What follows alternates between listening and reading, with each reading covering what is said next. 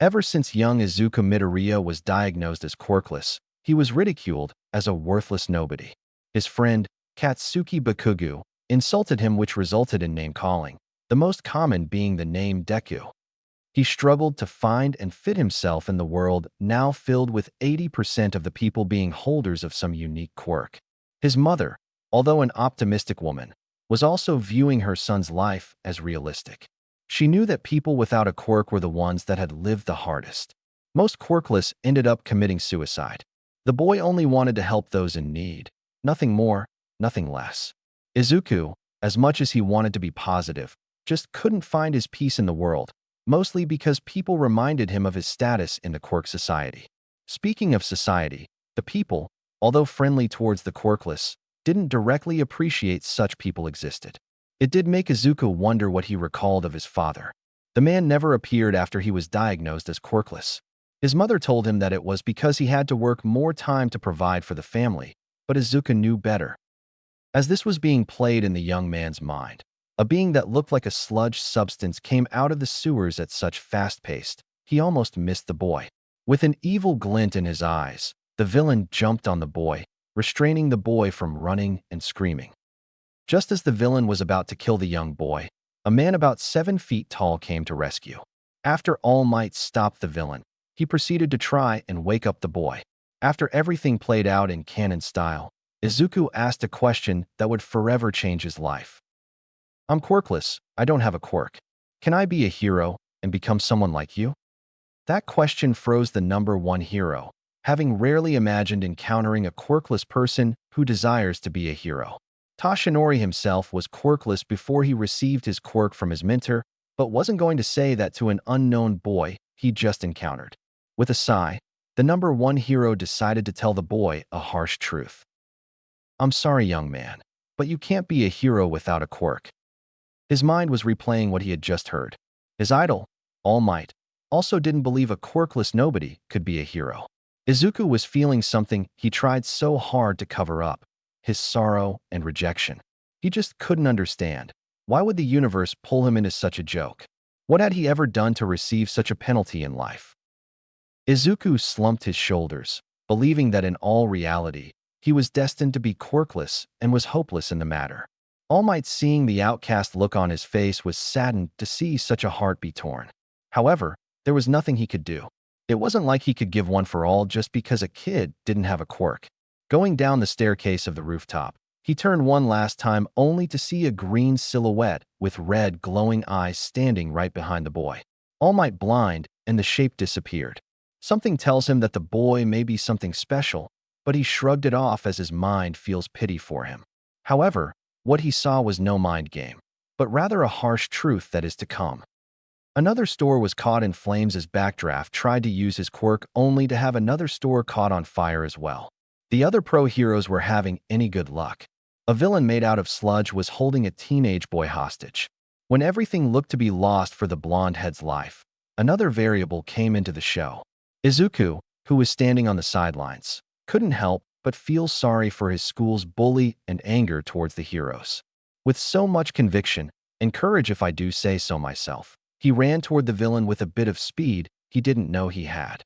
As soon as he got a foot close to the villain, the green-haired boy threw with all his effort a punch. His punch, however, was not what he expected. He expected the punch to bounce or go through the villain, but instead, his punch made a small dent in the sludge villain, shocking the audiences and heroes alike.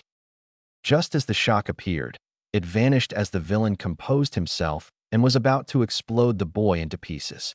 Fortunately for the people who didn't want to watch a live gruesome scene, All Might appeared and delivered a strong Detroit smash, causing the weather to change and for the villain to be defeated. The aftermath was, of course, Izuku being scowled by the local pro heroes about running to danger and never getting involved in a life-threatening situation. Izuku, feeling the constant criticism intensify his annoyance, decided to call it a day, only for Katsuki to throw more salt into the wound. He couldn't take it anymore. With as much control as he could muster, Izuku turned around to continue on his way back home, only to once again have another issue being All Might. "Gosh damn it, why can't they leave me alone?" Izuku mentally yelled, already feeling his anger and sadness getting the best of him. I am here, All Might announced, not noticing the murderous look in Izuku's eyes. All Might says the same thing he does in canon, but one crucial fact changes this Izuku's story. That fact is what Izuku responds to All Might. Young man, you too can become a hero. All Might was expecting the boy to be either jumping with joy or crying in joy. However, neither happened as Izuku stared blankly at his once favorite hero. It was at that moment when All Might finally noticed Izuku's eyes. He saw both anger, annoyance, hatred, and most of all, sadness. Mr. All Might, Izuku said coldly, how dare you have the audacity to come to me right after my heartbroken moment, after my humiliation in front of the pros, to come right after I decided a new path. The number one hero was stunned to hear a negative response from his fan. After all, wasn't he the kid who asked if he could become a hero even if quirkless? All Might opened his mouth to say something, but instead of saying words, he spat out saliva. He looked down only to see the boy he was about to talk to punch him square in the stomach. A boy about 15 years old was strong enough to hurt him. He fell on one knee, breathing heavily, unexpecting a strong punch, much less one from such a thin child. He turned towards the boy only to see him nowhere away. Where did he go? Better yet, how was he so strong and so fast? I thought he said he was quirkless. All Might said, now getting up from the ground. The symbol of peace, seeing as no one was around, gave a huge jump where he was standing, seemingly flying in the air. Izuku came back home in haste, not caring to even announce his mother his arrival. He enters his room, hoping for everything to end. Slamming the door, he took a long, exaggerated sigh. His room was full of the man's face, from his walls to his blanket. He didn't want to see the man's face, but had nowhere to look because his entire room was dedicated to that man. His smile irritated the boy so much. He wanted to rip that smile off his face, angered to be reminded what his idol was supposed to be. The symbol of peace? Izuku's iris flashed lime. He was angry. No, he was beyond angry. I'll show them. I'll show all of them. Izuku's iris and pupils disappeared, revealing now menacing white eyes. I will end you, All Might. 1 month later. It's been a month since he last saw All Might, and Izuku hasn't lost his now growing grudge against the man. He's been constantly training every day to overcome so that he could make a statement against the Quirk Society. Izuku did push-ups, sit-ups, a 2-kilometer run, and some jumping jacks. Although it wasn't much, it was considered more than average for a person like himself who has very little muscle. By the end of the month, his power level was already considered mid-superhuman strength. When powering up to full power, his power level was considered to far surpass the planetary level, meaning if he so wanted to, he could blow up the moon and the earth. Izuku couldn't wait to humiliate All Might in front of live television with thousands, if not hundreds of thousands of people watching on with true recognition. After some time training, he called it a day and watched home, expecting a harder exercise regimen to help his ambitions in the future. As he noticed in the corner of his eye something dark heading towards him at blinding speed. Izuku could dodge if he wanted to, but he was curious to know who dared to grab him. A purple mist began to manifest before his eyes, revealing to be some sort of a person with no apparent body. Izuku knew better and assumed that the real body was inside the mist. Izuku Midoriya, the mist said, staring with his bright yellow eyes. Yes, who's asking? Izuku said, raising an eyebrow. My master requires your presence. Do you wish to come peaceful, or do you require brute force? As if you could. He snarled. Fine, I'll come to your stupid boy band. Just as he finished those words, he was warped away with the purple mist. The two landed on what seemed like an old bar. Standing up, he noticed the other person in the room is of the age of a young adult. Izuku didn't know why, but there was this creepy aura around the man. Something dark. The man turned around, revealing himself to be a pale blue-hair man with crimson-red eyes. The most noticeable features were the hands hanging around his body. Just as Izuku was about to comment on the man's facial, the man before him spoke. So you're the NPC Master talked about. You don't seem like much. Maybe I should just expose you instead. Who knows? Maybe that will do the world a favor. Izuku's heard of many insults before, one being Bakugu calling him Deku, But for this guy to make an impression this bold means the guy was either extremely strong or incredibly stupid as fuck. Suddenly, before Izuku could think of an answer, his mouth moved on its own. "You insect, you dare belittle me." The man before was stunned for a few seconds before his eyes narrowed dangerously. "Insect? Insect. Since you like to trash talk me, how about we end this conversation with a poof?" Just as hands were about to be thrown, a monitor in the far left corner spoke. Now, you two. We shouldn't be fighting. After all, I did send Kurojari to bring the boy to me, didn't I?" The man with hands turns to the monitor with a skeptical look. "But master, you can clearly see he doesn't want to cooperate with us. Why spare him another second here?" "Because Shigaraki, this young man can be useful to us. Imagine, a boy with his kind of potential fighting All Might for us. Wouldn't you want that?" "But the Nomu. The Nomus were created to kill All Might, yes. But imagine a boy doing the job for us." Izuku, hearing the monitor talk about using him to defeat All Might, made him feel both excited and offended. He was excited that he could defeat the symbol of peace sooner than expected, but also offended because these people wanted to use him for their own personal benefits. "Now then, Izuku, are you interested in the position being the one to end All Might?"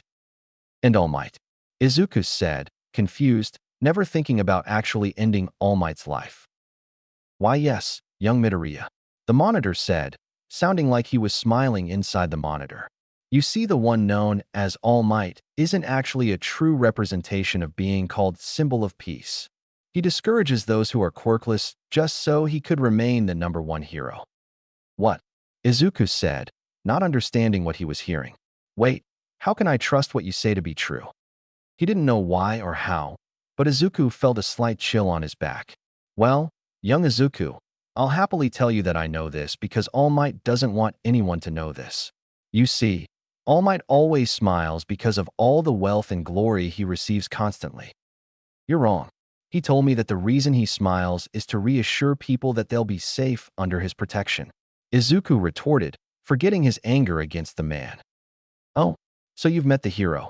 Tell me, did he give you an excuse about an injury on the left side of his body?" "Well, yes." The monitor laughed, seemingly hearing the event before him very amusing. "Haha, if the injury was as bad as he said it was, shouldn't he have found someone who could heal it? He said that there wasn't anyone with the quirk to help heal his wound, and that the injury was reducing his time in his buff form." "Midoriya, what if I told you that everything you were taught was a lie?" "A lie? How can everything I know be a lie?" Izuku said, snarling at the monitor before him, not believing that last statement. "Let me explain this in a simple way in one question. Have you ever wondered or asked your mother how you were so potentially strong?" His question caught Izuku off guard. He had noticed the potential he had when training, but never bothered to ask his mother since he focused on training rather than his surroundings. Now mentioning his mother, he almost never spoke to his mother. It clicked to him. Why was this man on the other side of the monitor even talking about his mother? Izuku stared at the monitor intensively and asked the big question in his mind. What's my mother got to do with this? There was a deathly silence in the room when suddenly the monitor spoke. "I know the truth about where and how you got your powers. I even know about the fact about Inko Midoriya that you didn't know." For months later. It happened too quickly for All Might to understand the situation he found himself in. A few hours back, he received a phone call about some criminal activity near some apartments in Mizudafu. At first, All Might regarded the situation to be a minor burglary, or maybe even just some thugs trying to make a name for themselves. Regardless, he was still in need of the activity, so headed he toward the direction he thought was Mizudafu. He had it close to the apartment and asked the closest police officer about the situation. The officer explained to him how there was an unknown person holding everyone in the building hostage. Everyone waited to see what the number hero would do, most specifically the fans. All Might thought up a plan to disarm the person holding everyone hostage, and later found out that the person holding everyone hostage was on the top floor of the apartment. Just as he was about to pull his plan into action, the most horrifying thing happened before his eyes. The building exploded into thousands of pieces, littering the entire area with either the apartment's materials or scattered body corpses. All Might could do was stare at the most gruesome event he'd ever seen in his time as a pro hero. Out of the smoke, a green silhouette flew away from the crime scene, making everyone question what came out. All Might didn't question, but rather concluded the green silhouette was the one that killed all those innocent lives. The media came rushing toward All Might, questioning why he hadn't done anything to save those people. But before All Might could say a word, one by one, the police unit vehicles were blown into pieces, killing many in the process. After the two events, it was concluded that over 100 people were either dead or seriously injured. Not only was the situation in cold blood, but what made things worse for the media was the fact that All Might was there in the middle of both events. Now with All Might, he was trying to resolve both situations with the people and officials, but the people were criticizing All Might, saying that he should have come faster to the situation and not assumed every crime to be a low-level crime. For that, All Might apologized sincerely and promised to find the suspect to put the criminal in jail. "I do not care how long it takes me, but I promise to all of Japan, I will find this criminal," All Might declared, determined to find this person with everything he had. But little did All Might know, it would actually take him to be at least 1,000 times stronger to defeat this new foe. 2 months after the previous chapter. Since the incident in Masudafu, many pro-heroes would come to the city to investigate and find the villain responsible for such chaos. However, even when going underground, gangs or thugs, no one knew who the unknown individual was. Many gave up because they said that the case was a lost cause. Eraserhead, seeing those give up easily, considered those unworthy of being called a hero and a disgrace to the hero's name. Speaking of Eraserhead, the underground hero was lurking in the shadows of night, looking for any sort of trouble. He knew of the event that occurred in Mizudafu, because he was actually there when shit happened. Since then, Eraserhead searched with all his strength and spirit to find this mysterious person, though it was much easier said than done. From alley to alley, there was nothing important, besides some thugs who wanted to make themselves names. He did find one group, in particular, to be extremely suspicious. 10 people were going to an alleyway with nothing but clothes on their backs. Now Aizawa saw some stuff in his time as a hero, but to see those 10 look around ever so frequently made the Eraser hero see them too suspicious. But there was something about them that also screamed danger. With caution, he descended on them quietly, not wanting to alert them.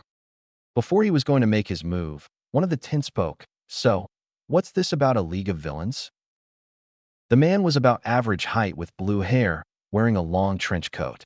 The person next to him turned to him with a bored look on his face.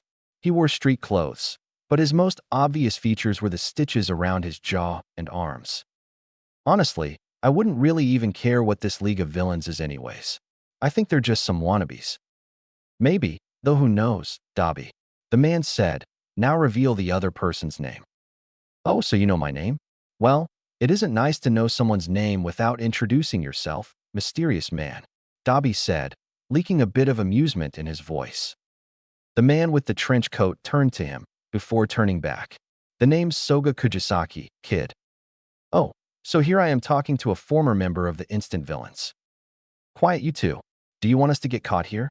A man with wood covered up with wood said, glaring intensively at the duo. "If I was allowed to, I'd use my tentacle to bitch slap both of you for your stupidity." "There's no need to do that, Mitsuki," a woman said, wearing a mushroom as a hat. The now-named Mitsuki only growled. "Now you too."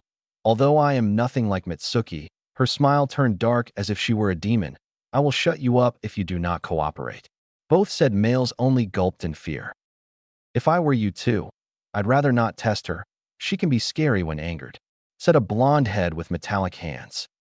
"Oh, come on, Deidara-senpai. She's not that scary," said a black-haired man with a stupid grin on his face. The blondie looked at the black-haired man with an "Are you serious?" look. "What?" he said, not understanding how stupid his comment was. "Remind me why I haven't tried to kill you?" "Because Akiko-senpai said so," Toby said cheerfully. If only Toby noticed the horror in Deidara's eyes, would he have at least a hint of what shit Akiko had actually said to him? Deidara turns towards the mushroom woman only to see a mushroom in hand, and Akiko smiling devilishly at him. Everyone, even Aizawa, who was still eavesdropping on the 10, shivered at what the woman had actually intended for the young man. Everyone except Toby, of course. The other 4 remaining 9 stayed quiet, not wanting to get themselves sucked in the now disturbing situation. Aizawa, believing he's heard more than necessary, used his cloth to throw a few trash cans at the unexpecting villains, or so he thought. A man that looked like a whale used his hypertonic waves to stop the trash cans from slamming into them. Eraserhead, seeing that his plan failed, decided to move to a different position, but found himself stuck to the ground. Looking down, he noticed a tentacle of wood wrapped around his foot. Damn it, they must have known I was here. So who's the new guy? A blondie said, grabbing a hammer out of nowhere. It's the eraser hero, Eraserhead. Another woman said, narrowing her eyes at the hero. The last person just looked intensively at Eraserhead, not bothering to even comment more on the situation. Aizawa was in a tough spot. He was always known for his quickness and silence, but now since he's been caught and surrounded by 9 individuals, he has to find a way to come out of this alive. Who are you all, and what do you know about the one involved with the hostage of Mizutofu? Aizawa demanded. Oh, so you think you're one to interrogate us even though you're the one caught by us, Deidara said, smirking arrogantly at the hero. Oh, and the one that was involved in the hostage of Mizutofu. Sorry, but we don't know. Hey Deidara-senpai, wasn't it Izuku-kun who blew up those apartments 2 months ago? Toby said innocently, not noticing the massive tick mark on Deidara's forehead. Toby, you idiot. We weren't supposed to talk about Izuku. Deidara yelled while using some sort of big head form. Ah, sorry Deidara-senpai, Toby said, bowing rapidly at his partner. Izuku, Aizawa mentally noted. He must be the one involved in the Mizutofu incident. I'll need to milk the information out of them, which means I can't let them escape. Eraserhead took out a razor and cut himself out of the wooden tentacle, landing gracefully on the concrete ground. Now, Eraserhead said before his eyes turned menacing red. You with the childish attitude, you're coming with me. Go to hell, Deidara said, rocketing himself from his position toward the eraser hero. Aizawa, noticing his opponent coming in great speed, turned his gaze to Deidara's gaze, temporarily erasing his quirk.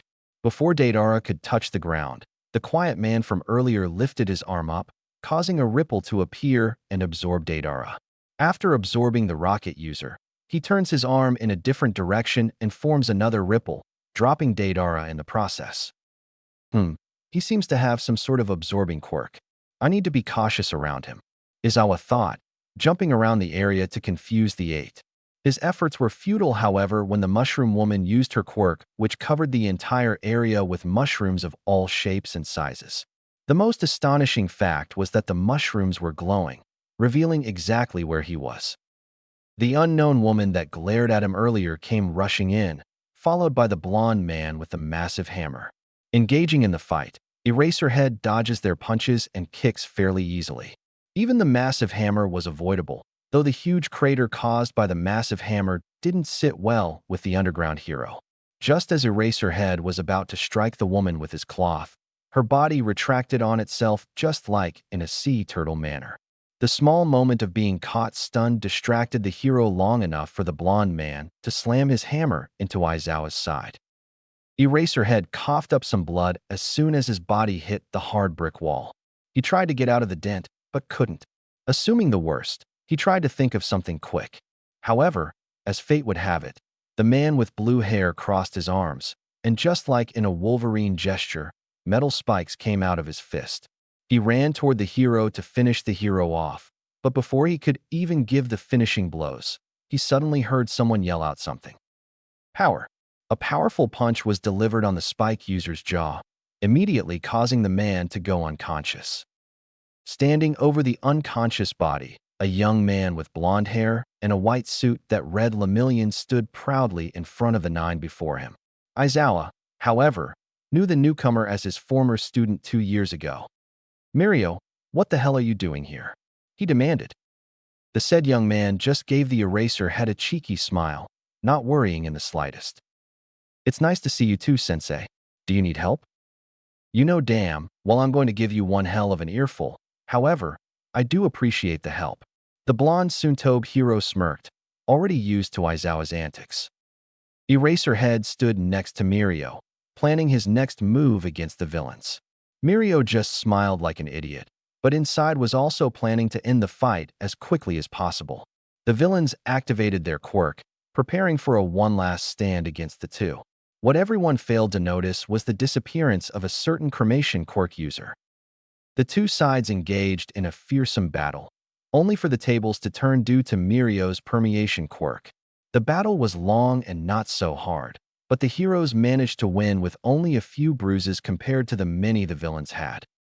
Aizawa walked slowly toward the childish black-haired man, who surprisingly had the same quirk as Mirio, and looked at the now bruised man, with red glowing eyes, erasing his quirk. His appearance didn't help the man-child's nerves.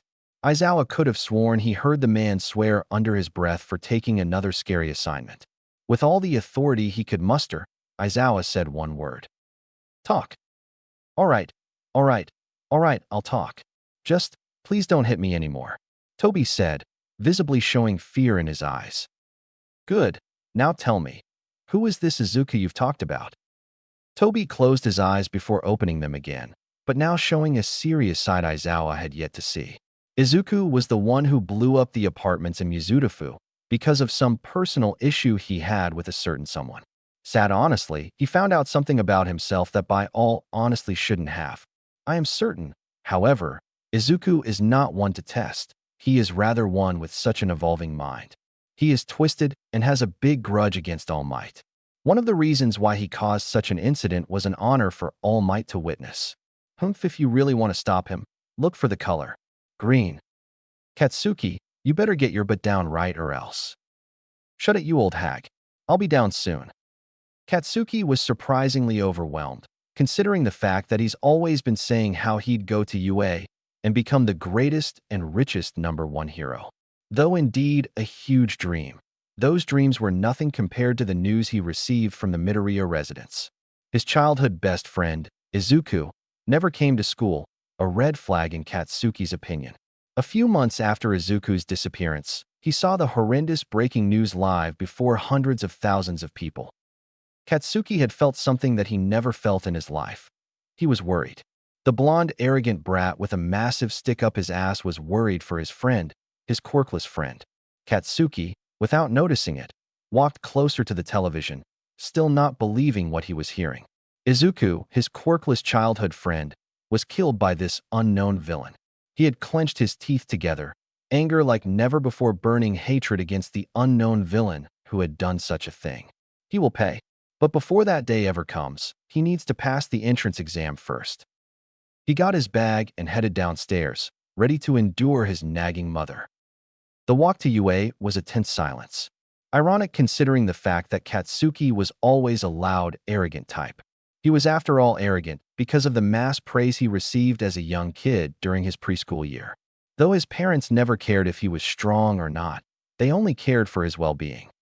Blinded by his pride, he shoved his morals away, preferring the glory and attention he could get as the #1 hero. To become the most popular hero. To become the next #1 hero. To surpass his idol, the symbol of peace, All Might. His daydreaming came to an end when realized his arrival at the UA front entrance. With a final sigh, he entered what he believed to be his first step into becoming the next #1 hero, but most importantly, to get revenge on Izuku's murderer. Walking toward the gates, he noticed a lot of people, most likely extras believing they had a chance to be in the same school as him. There were students ranging from weird-ass haircuts to someone who had 6 arms attached, though Katsuki didn't give any of them a second glance. He noticed something while walking. He could have sworn he saw Izuku walking toward UA with his usual stupid grin only to trip on his feet. Katsuki blinked and saw no one. Well, except some brown-haired girl around Izuku's height walking by the spot, he thought he saw Izuku. Man, he might as well be insane. In the UA examination area, Bakugu's POV. Well, that was something at least. The exam was, for the most part, so annoying as crap. There was no challenge in the exam whatsoever. The written exam was so easy, I felt like even the damn nerd could easily pass this crappy test. The outdoor test was so awesome, blowing up the heavily built, Extremely expensive robots was definitely my specialty in the art of complete destruction. They had no chance of ever beating me, the next #1 hero. It makes me wonder if the other wannabes could even get close to my level of being a badass. They possibly have no chance to even compare themselves with me, considering I'm the one who is beating the crap out of these robots' asses. Just as I was about to blow up another robot to get my 73rd point, a giant robot came out of nowhere. I was about to fight it, but remembered that it had no sort of value, so I left. Before I could take my 5th step, I heard a girl cry out in pain. I slowly looked back only to see that girl that passed through the illusion I saw in the morning. For a moment, I saw izuku in the place of hers. With a grunt, I turned around to save the round face from being crushed by the 0-pointer. I passed by Four Eyes, who gave me that "what are you doing" look. Scowling, I grabbed Four Eyes with me toward the giant robot. He was trying to resist, but I told him as nicely as I could what I needed him for. "All right, you damn Four Eyes. I need you to run and get the round face while I beat the crap out of the 0-pointer. Do I make myself clear?" The bastard looked at me as if he didn't understand what I was saying, which infuriated me to no end. Damn it, just get her while I distract the fucking robot.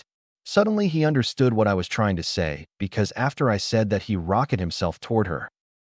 Smiling madly, I propel myself at the robot, excited to blow something up. Dodging to the left, I managed to avoid the robot's giant metallic arm. And with all my sweat on my right arm, I activated my quirk right in front of the giant robot's face, destroying its head in the process. I landed in front of the robot with my back facing the robot with a pose I assumed was a badass one. Looking in front of me, I noticed everyone's surprised look. Amused, I shouted out to them about how much of a strong hero I was and how no one was going to be like him. Looking towards my left, I noticed Four Eyes holding the round face girl bridal style. With a slight bow from his head, he went to find a medic for the round face girl. Today was a good day. Unknown location, no one's POV. Master, is the Noma meant to kill All Might ready to be used? I really want to have some fun with it. Yes, Tamura, it is ready.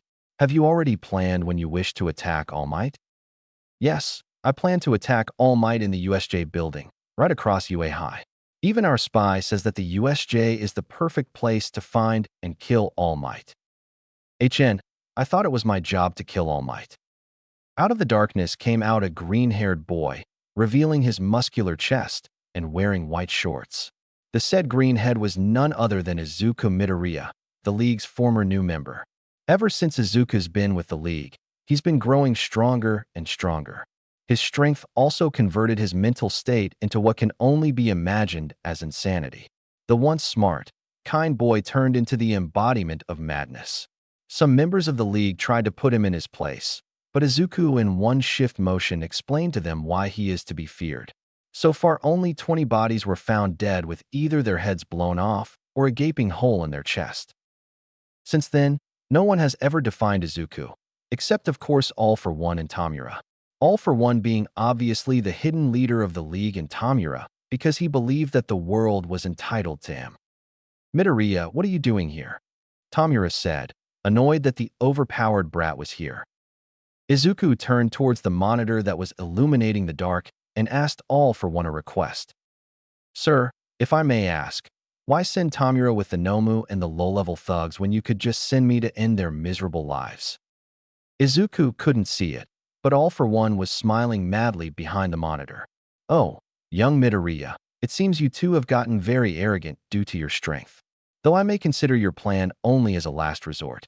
We don't want to show them our trump card now, do we?" "I guess you're right," Izuku said, scowling at the fact he couldn't let loose his inner demon until it was the last resort. "Good, now Tamura," said person looking at the monitor, "I want you to attack the UA with as many thugs as you can. Run along before Izuku here decides to kill the rest of them."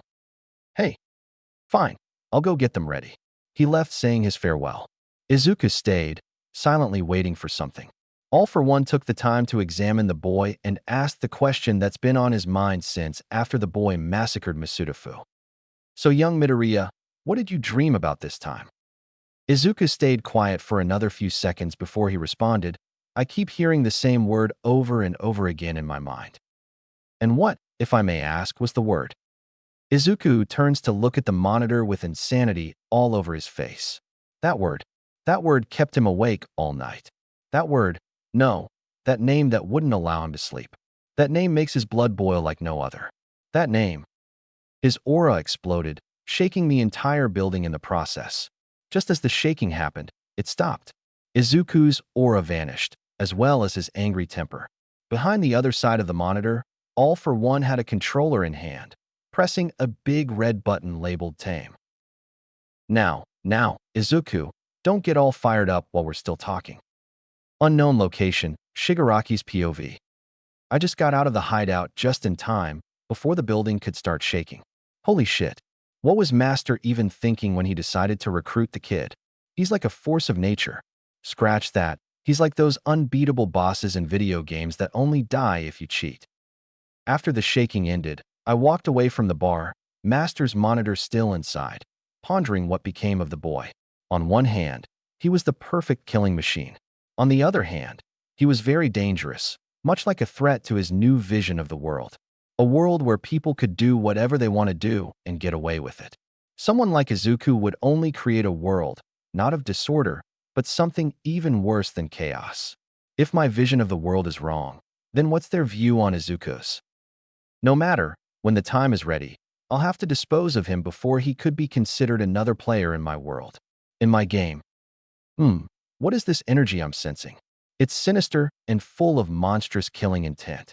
And to make things worse, it appears to not be in the correct timeline. I'll have to investigate this before it could become a threat to the cosmos. For now, I'll need Trunks to do something for me. I heard there's something going on in the 7th universe of the 23rd reality. But after he's done, I'll send him to take care of this upcoming threat. Previously on Madness. I just got out of the hideout just in time, before the building could start shaking. Holy shit. What was the Master even thinking when he decided to recruit the kid? He's like a force of nature. Scratch that. He's like those unbeatable bosses in video games that only die if you cheat. After the shaking ended, I walked away from the bar, Master's monitor still inside, pondering what became of the boy. On one hand, he was the perfect killing machine. On the other hand, he was very dangerous, much like a threat to his new vision of the world. A world where people could do whatever they want to do and get away with it. Someone like Izuku would only create a world, not of disorder, but something even worse than chaos. If my vision of the world is wrong, then what's their view on Izuku's? No matter, when the time is ready, I'll have to dispose of him before he could be considered another player in my world. In my game. Present day. And now my dream will come true. The symbol of peace, All Might, will die today. Oh, how I've longed to see this day happen. Since the day Master found me, I've devoted myself to seeing All Might's doom. Though I hope that Izuku bastard doesn't get in my way. After all, I'll need Master's approval in order to get his quirk. Maybe, just maybe I'll be able to match Izuku's power. For now, I have about 100 thugs who are willing to fight with us. Some for the money, others for the thrill of it. Mostly came for the death of All Might. Those thugs always place a smile on my face whenever they preach about a world where they could do whatever they desire. I couldn't say I disagree, but I vision the world to be run in a simple system. A system where only the players can truly rule the world, which is why I shall be the symbol of chaos they fear. It is, after all I ever wanted. It seems that the UA students are finally entering the USJ building. This should be fun. Outside of USJ, Eraserhead's POV. We arrived outside of the USJ with little to no difficulties. Shut it 4 eyes. I can say whatever the hell I want to say. Me and my big mouth.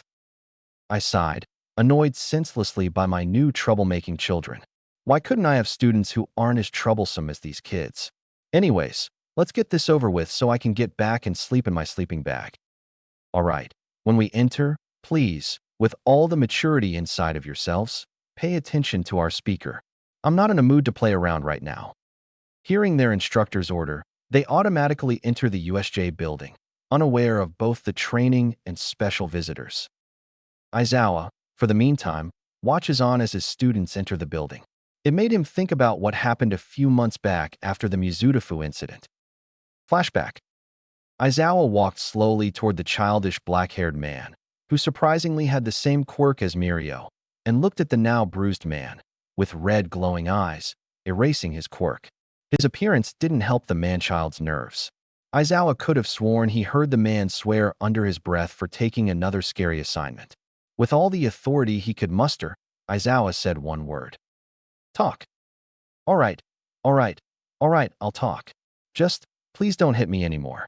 Toby said, visibly showing fear in his eyes. Good, now tell me, who is this izuku you've talked about?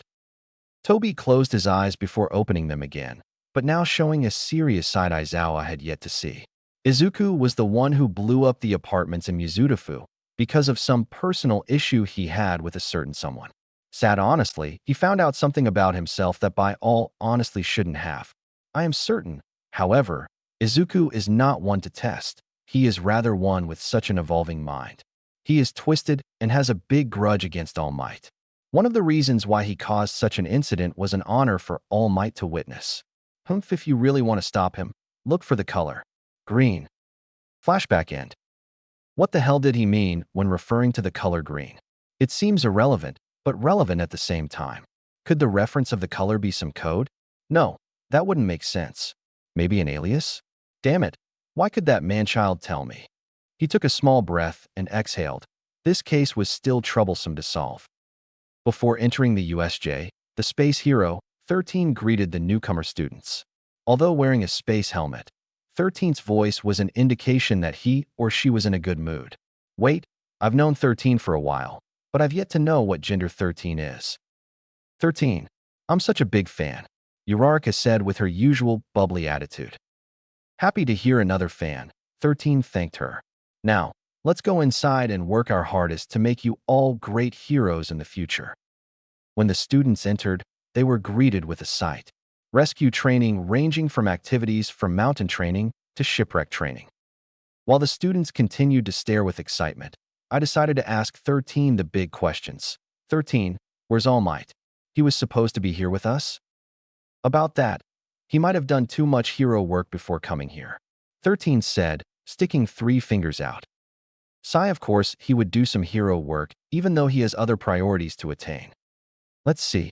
Before we begin, let me say one thing. Or 2, or 3, or 4, 5, 6, 7. The student's sweat dropped. The number is still increasing. As you all may know, my quirk is called Black Hole. I can suck anything and turn it to dust, 13 said, explaining to them the base info about the quirk. In a superhuman society, personal quirks have been certified and stringently regulated, so that doesn't seem to be a problem at first glance. However, please do not forget that there are many quirks that can easily kill you with one wrong step. With Aizawa's physical fitness test, you found out about the possibility of your own hidden powers, and with All Might's person-to-person combat training, I think you have experienced the danger of using those powers against others. This class is a fresh start. You shall learn how to use your quirk to save people's lives. You do not have powers so you can harm others. I hope you leave here with the understanding that you have the power in order to help others. That is all. Thank you for listening. 13 said, finishing the speech with a bow. All right, now first. Before I could finish my sentence, the lights lighting up the room began to flicker on and off, until eventually, they turned off completely. In the middle of the USJ, a purple mist appeared. Out of the mist, a man with teal hair and hands covering his body came out. Following him, multiple thugs with unique quirks came out. The mist dissolved, revealing the one creating the mist to be a mist-like person. I widened my eyes in horror. 13, protect the students. Right, 13 replied. No one's POV. I don't see All Might. Do you think he'll appear if we greet him with the bodies of everyone here, Kurogiri? Shigaraki said, releasing his bloodlust towards the students and faculty of UA. Perhaps it will. Should I bring in Nomo? You can't beat a level if you don't give it your all. Now can you? Very well, Master Shigaraki. A huge person came out of the mist with black skin and many scars. His brain was exposed on the top of his head with his 2 large eyes on its side. He had a bird-like beak as a mouth. The said person looked like a monster. When Aizawa measured up the newcomer, he found the person to be bigger and stronger like All Might. This guy, he must have brought him here to fight All Might. But since All Might's not here, This may become a massacre. Aizawa thought, not prepared to fight a potential major threat after his students' first week of becoming UA students. Everyone run. Get out of here. Those are real villains. Emphasizing the word real as a life-threatening situation they were in. Wait, Eraserhead, what about the trespasser sensors? They didn't go off. 13 reminded the underground hero. They must have someone with a quirk disturbing the sensors. Though, that wouldn't matter much right now. Aizawa said, looking back at the students. First, we need to evacuate the students. Right. Okay, I'll buy you some time. And with that, Aizawa jumped down, descending from the air. Some of the villains with long-range quirk turned to shoot bullets at the pro hero, but to no avail as Eraserhead momentarily erased their quirk. With his bending cloth, he grabbed two villains and slammed them together, knocking them unconscious. The UA students were amazed by their homeroom teacher's skills in combat, having never thought he was this efficient. All right, you guys, we need to leave the perimeter, 13 said, snapping them out of their momentary shock. Right, the 1A students replied. Just as they were near the exit, a purple mist appeared in front of them as it grew in size. I'm sorry, but I can't let any of you get away, Kurojari said as he blocked their path. Damn it, we were so close. 13 cursed under her breath. I assume it is rude for us to not introduce ourselves, Kurojari said with what sounded like a formal tone. Greetings to you all. We are the League of Villains. It may be presumptuous of us, but we have invited ourselves into the UA High School in order to have the symbol of peace, All Might, take his last breath. Hearing the motives, 13 could only narrow her eyes at the still unknown entity. Though I was under the impression that All Might was supposed to be here, was there some sort of change? No matter. No one will ever find out, except some corpses. Just as Kurojiri was about to attack, Bakugo and Kirishima were 2 steps faster, blasting themselves to the warp villain. 13, who was about to use her black hole quirk, stopped abruptly, clearly not expecting new UA students to rush into an unknown fight. Did you consider that you'd got beaten by us before you did it? Kirishima yelled, trying to taunt the warp villain. When the smoke cleared, Kurojiri was revealed to not have a single scratch on him. Shocking the entire class, the villain noticed how much of a sitting duck they were and attacked. 13, noticing the danger, warned the 2 boys to get out of the way. Having none of it, Kurojiri scattered all the students across the entire USJ, having some sort of torture waiting for them at the other side. Shipwreck Zone. The mist cleared, revealing the pop-off quirk user falling into a large mass of water. Panicking in his cowardly self, he waved his arms around in an attempt to grab something before impact. Just as he was about to water, his classmate, Azui, used her tongue to grab around the smaller boy's waist. Diving properly into the mass of water, Azui launched Mineta and herself to the closest surface, that being a decent-sized boat in the middle of the mass of water. Landing, Mineta loosened his grip from Azui's ahem curves. Noticing the loose, yet still firm hold, Azui told him to let go. However, the pop-off user's response made the frog user blush from embarrassment. For a frog, your boobs are pretty big. And just like that, Azui threw him to the other side of the boat. Ow, what the heck was that for? Mineta, now isn't the time to be your usual perverted self. Ribbit, she retorted back. She looked over the boat and noticed the villains with shark features that have yet to climb aboard, surrounding them. Suyu frowned at their predicament. It was almost only possible to get to the main plaza by having to engage in a fight with the numerous fish mutant-type quirk users. Or maybe, Mineta, we have to find a way to get to the others. What? But there are villains over there. What if the villains already got them? Or what if his ranting was cut short by Tsuyu tongue-slapping him? Get it together, Mineta. The villains surrounding them could only sweat drop at the UA students' attics. Hey, are you sure it's worth killing them? They seem like some fresh shrimps from the womb. The leader of the group looked at his subordinate with a poker, trying to find a good-ass reason why they were doing this. Money? No, they have plenty of that in their base. The lust to kill? Nah, there are plenty of teenagers that go for a swim at night. Perhaps the thrill. Hey, why'd you done that for? I was just saying facts. Well, you're not helping. Ribbit. The villains sat there, waiting for the kids to stop arguing and to fight as they intended. However, that idea went out of the window because the boss was so irritated at their constant bickering. And without warning, he rammed himself into the boat, causing a gaping hole in the boat. Just as Tsuyu was about to panic, Mineta beat her to the punch by throwing his purple balls in all directions, albeit randomly.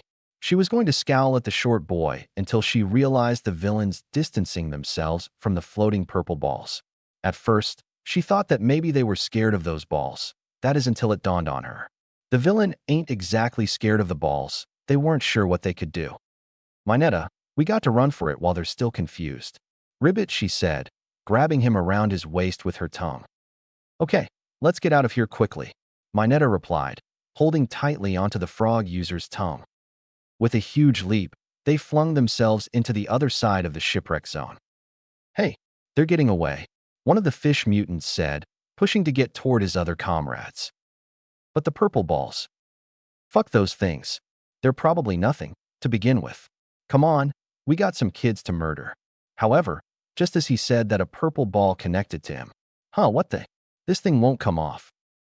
Is it harming you? The leader asked. No, it only stickers onto me. The leader thought. These things only stick, yet do no harm. It then came to him like a bag of potatoes. Shit. These things are everywhere, which means we'll be trapped together if we don't pass through these things right. A smart idea, but not smart enough. Dive down, the leader ordered as he closed his eyes. The newer members of the group were confused by the order, but those who knew what their leader was doing quickly ordered the others to just shut up and to do what he said. After everyone did as said, the leader smirked devilishly. He opened his eyes, revealing his once black orbs to be a bright white color. He slowly then clapped his hands together in a praying gesture. After a few seconds, the water started to ripple fiercely. A mist enveloped the entire zone, leaving no way to see through. Not even the Stillionaire too could see through the mist. And with his left hand raised up high in the air, he shouted his special attack. Vapor Annihilation. The top layer of the water bursts in a hot vapor, rising as it quickly speeds to the two UA students. Tsuyu stared in shock and horror, having never predicted the villains to have such a powerful quirk user. Mineta wasn't doing so well with the info. Just as he was about to full-on pass out, he desperately threw his purple balls at Vapor in a last-ditch effort to save their lives. Ball after ball, his head swore blood from the number of balls he was pulling off of his head. This can't be it. He still has lost his virginity. Boom. Landslide zone. What the hell? Ugh. A villain cried out before having parts shoulder and below covered in ice. A boy with half of his body covered in ice stood in front of the now frozen crowd of villains with a stoic expression. His other side was for the most part normal. He had a burn mark around his eye. His iris was a mixture between teal and cyan, and the left side of his hair was a dark crimson color. He narrowed his eyes at the villains and said, "We were warped here to be disposed of. Yet, to be honest, I don't find this to be intimidating." The leader of the group gasped at the boy, having never expected a boy this powerful and talented. He was a tall man with half of his features being rocks and the other being more human-like. The leader looked behind the boy and noticed one of his subordinates coming behind him, ready to strike. With a cocky smirk, the leader decided to buy some time. "So kid, may I get to know who it is I've lost to?" the leader asked. The boy stayed quiet for a few seconds before responding, Shudo Todoroki. "Okay, Todoroki-san, how about I make a deal with you?" The leader paused. "You let us go, and we give you whatever you want." Todoroki stayed quiet, as if he was contemplating the villain's deal. He opened his mouth and gave his response, "No thanks." "Oh, but why not?" the leader said, pretending to be shocked by the news. "Because," Todoroki said before instantly sending ice behind him, capturing the villain behind him. "I don't exactly see your group going far in your villainous deeds," he said, letting out a breath of visible cold air as he does. He turned around and processed to walk away, but right before he did, he left one final message to them. "From what I've seen, there are only 2 or 3 villains in the USJ that are dangerous. Though, since I train to be a hero, I don't intend to kill any of you. But at this rate, your cells will slowly die." He gave them one last look. "I would like to avoid such if possible." And just as he said that statement, The entire area was dead quiet. The villains stared at the boys' back, shock and fear clearly plastered on their faces. That is before the leader of the group started growling savagely, murder clearly in his eyes. You bastard. Come back here." The ice covering his body shattered in pieces, and with speeds undetectable to the human eye, the villain slammed Todoroki's face hard onto the rocky ground, causing the son of Endeavor to bleed from his forehead. Todoroki couldn't believe the amount of strength this man had. It was insane. "What's wrong? Did I hurt too badly?" He turned his head to glare at the villain, only to widen his eyes. The leader's appearance was different. His tall height doubled. His muscles became even more defined. Horns protruded from his head in a manner that could only look like the devil's. His eyes became blood red. Horrified by this new revelation, Shudo could only hope he could find a way to defeat the now demonic foe. Mountain Zone. On a certain mountain, a battle was taking place between a group of thugs and three 1A Hero Course students, with one not so much in a fighting mood. I didn't sign up to UA just so we could fight villains so soon." "Kaminari, pull yourself together," Yaoyorozu said, flinching as a thug directly hit her when she dropped her guard. Whenever one thug fell, two more would come out of Kami knows where. The amount of overwhelming the teens were feeling was unsettling, to say the least. Having to fight with everything you got was so far-fetched from what they would have liked to deal with. Whenever they were going to attack them with cannons, sound waves, or 1,000 volts, they somehow found a way to get through them. What bothered Yaoyorozu the most was the fact that these thugs had no sort of concern if they were hit by an attack. An example of this was when Kaminari used 1,000,000 volts on the lot, only for the thugs to have someone with a ground quirk to nullify the attack. Kaminari transformed into his legendary stupid state, while the two female of the group tried their hardest to rescue and defend the now brainless electricity quirk user. Yaoyorozu placed a hand on her thigh, trying to soothe over the bruise that was forming. Jiro wasn't doing any better either. She was having trouble concentrating on both sides of her frame, constantly weary with her left and right view. Frustratingly getting the best of her, Jiro connected her earphone jack to the speakers in her legs, as she then produced a large and loud sound wave, destroying the boulders and pushing the thugs far away. "Kaminari," Jiro yelled out, "shock them. Quickly." "But Jiro, we already tried that, but the guy with the ground quirk just absorbed it." "Kaminari, do you ever think? For his quirk to work, he needs to have physical contact with the ground." "Oh." Charging up to his max once more, Kaminari waited for Jiro to give the signal. Thugs were flying left and right due to the powerful sound waves blasting against them. However, no matter how strong Jiro's sound waves were, the thug with the ground quirk wasn't getting lifted, not even a centimeter. How? How is he this heavy?" said Thug was smirking menacingly and asked, "What's wrong? Does my variant disturb your survival rate?" "Shut up, shut up, shut up," Jiro retorted, her stress rising towards the surface. The thug stood there in the middle of the destruction, not fazed by the amount of sound or force the earphone girl was amplifying. Then the thug did the most horrifying thing a hero could ever imagine. He started walking calmly toward the duo. Jiro gasped at the thug, believing that the number of sound waves she was producing would be enough to defeat all the thugs. She turned to Kaminari and gave him the order to electrocute him with everything he's got, but he zoned her out, scared out of his mind. "Kaminari." "Nothing." "Kaminari." No response. "Damn it, Kaminari." Kaminari snapped to attention and did what he thought she wanted him to do.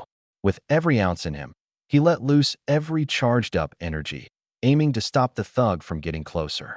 The thug lifted his arms in response to the electricity that was pushing him back slightly. Smoke covered their sight, blocking the distance from themselves and the seemingly indestructible villain.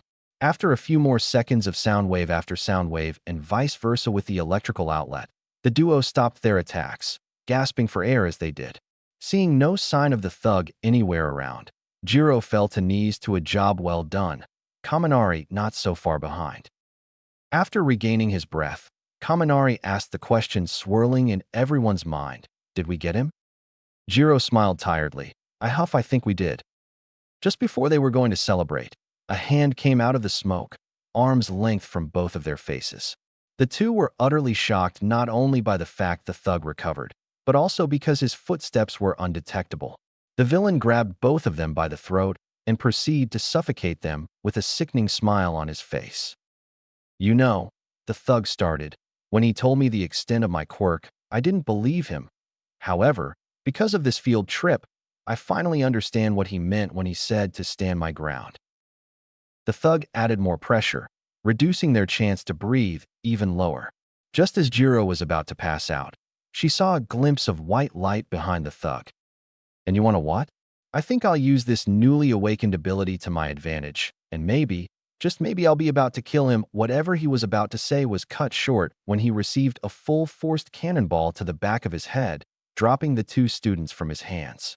The man with the ground quirk, who seemed to be indestructible, finally fell face first with a noticeable gore of blood disputing out. The two remained silent for a couple of more seconds before Kaminari broke the silence with an ear-deafening shriek. Jiro made no motion, mentally traumatized by the sudden murder before her eye. As the smoke dissipated, we are revealed to a panting Yaoyorozu with her hands still attached to the cannon, unmistakably indicating who had fired the cannon and ended the thug's life. The trio looked at each other, not wanting to say anything about what had just occurred. I mean, who would blame them? Landslide zone. "What's wrong? Did I hurt you too badly?" He turned his head to glare at the villain, only to widen his eyes. The leader's appearance was different. His tall height doubled. His muscles became even more defined. Horns protruded from his head in a manner that could only look like the devil's. His eyes became blood red. Horrified by this new revelation, Shudo could only hope he could find a way to defeat the now demonic foe. "Speechless, HM? I like that. The fear in your eyes satisfies my ego to a whole no level. Too bad you're just a kid and not like your father, Endeavor." "I'm nothing like my father," Todoroki retorted back. "I am nothing like that so-called father." "Oh, what is this? Do we have a little daddy issue here?" the villain said, trying to taunt him. Todoroki glared at the villain, forgetting the fact the villain transformed himself into a demon-like appearance. With a swift motion, large chunks of ice erupted from Todoroki's back, impaling the villain in both the stomach and upper left shoulder. "Ah!" the leader cried out, having felt that pain hit him close to his vital area. Todoroki slowly sat up properly and stared at the villain coldly, as if warning the villain to not overstep his boundaries. The villain, however, saw this as a challenge and stared back at Todoroki with as much hatred as he could muster. Just looking into his eyes brought the villain memories of whenever his father, Endeavor, would come to the rescue and ruin his fun. The bastard caused him to lose a fortune when was doing a bank heist with his younger brother. His brother, Ishii, was about 2 years younger than he was. His little brother was the one who gave him the strength to continue even when life was against him. His little brother was always there for him, even when at the end of the day, the consequence was jail time. His little brother, his baby brother, murdered by some sick amusement from that monster. Without noticing, the demonic rock villain released a massive amount of killing intent all around his surrounding. And without losing his temper, he broke free from the ice spikes impaling him and quickly grabbed onto Todoroki's face at light speed. Todoroki, who has never experienced such murderous intent, could only stand and sat there in utter fear, and without losing a beat, the villain proceeded to bash him repeatedly on the ground, each blow causing Todoroki slowly black out. The villain stopped his assault and then took small deep breaths. After composing himself, he let go of the new unconscious half-hot half-cold user. With a scoff, the leader left the boy and headed back to his subordinates, who were still trapped in their ice prison. Todoroki's mind. He opened his eyes and saw nothing. No landslide zone. No villains trying to kill him and his fellow UA students. No USJ in sight. But most of all, no light. Total darkness was the only clear indication he could conduce from all he could see. Since he was still standing, he decided to walk around in what he presumed to be either his subconscious or maybe the afterlife if he did die. Though it wasn't very delightful to walk around in an abyss, it was somehow a calm and yet powerful feeling inside. A bright light appeared out of nowhere, far from where he was. Curious to know what the light was, he walked slowly at the light, cautious of the sudden sign of something in the abyss with him. When he was 10 feet from the light, He finally caught on to what the light was. It was a bright circle divided into two halves by a curved line, much like a taijutsu except it wasn't black and white. The side of the taijutsu where the yin was a bright orange color with a small cyan color embedded where the yang in the yin was supposed to be. The same can be said about yin, having its color reversed from its counterside. The half-hot, half-cold user could only stare in awe at the amazing symbol that in Chinese cosmology was used to represent the universe creating itself out of a primary chaos of material energy, formed to be the cycle of yin and yang. Chaos, he thought. Chaos is exactly what these last few months have been like. And it all started when the news came out about a boy who tried to save Bakugo from that sludge villain. A month later, people became missing, or to some unfortunate, were even found dead in alleyways. This situation is no different from what's going on in the USJ right now. Todoroki was still jogging his memories when suddenly a hand grabbed him on his shoulder. Unaware of this new guest, he quickly jumped back and shot ice toward the unexpected visitor. Just as the ice was about to strike the person, they froze in midair as if time itself stopped. Todoroki was stunned, never anticipating his ice to just stop like that. He moved around to see if time, indeed, stopped. He turns towards his new guest only to finally notice the visitor's appearance. She was an average-height woman with silky white hair reaching her waist. Her skin was a pale bluish color. Her iris was gray, just like his. She wore what appeared to be royal clothing worn in medieval times.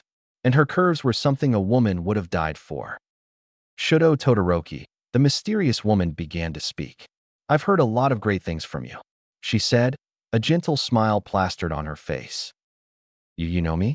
he asked. She smiled. "Of course. I am after all the one who gave you such extraordinary ice abilities."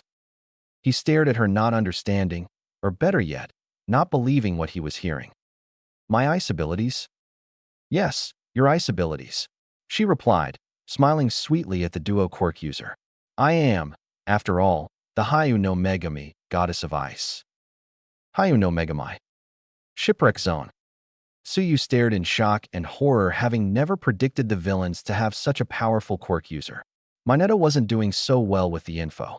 Just as he was about to full-on pass out, he desperately threw his purple balls at Vapor in a last-ditch effort to save their lives. Ball after ball, his head swore blood from the number of balls he was pulling off of his head. This can't be it. He still has lost his virginity. Just as the deadly Vapor was about to make contact with the duo, Mineta started to shake violently. Suyu, taking notice of Mineta's odd behavior, concluded it was a panic attack and closed her eyes, wishing for this dream to be a nightmare. I can't die like this. I won't die until I get a hot babe." A large purple ball began to form on Mineta's head, increasing 2 times, 3 times, 4 times. When the ball finished increasing, he popped the ball off and threw the huge ball right at the Vapor. When the Vapor had contact with said object, the ball exploded, causing the air force of the explosion to push them out of the Vapor's direction. As they soar across the zone, they decreased rapidly to the ground. With the last of his strength, Mineta created another ball big enough to soften their fall. They impacted on top of the ball with their freefall cut short. Mineta was now unconscious, having to go beyond his limits to save them both. Tiu regained her breath and inspected to know where they were, only to realize they were about 20 feet from the bird monster and the one with Hansen body. She looked to where the bird monster had in his hand, only to see Aizawa-sensei bloody. Few minutes earlier, Aizawa's POV. "Damn it, that warp gate guy just warped the kids away," I thought, griming at the prospect of my problem students in danger. Dodging my head to the left, I avoided an incoming punch from some villain, and without missing a beat, ducked him in the face, knocking him out in the process. However, some villains took the opportunity to come up behind me with their quirks already activated. I backflipped behind them, taking them by surprise, and with a swift motion, kicked 3 villains away. As the 3 were sent flying, I used my scarf to grab onto one of them and proceeded to swig him around myself, knocking more villains in my proximity.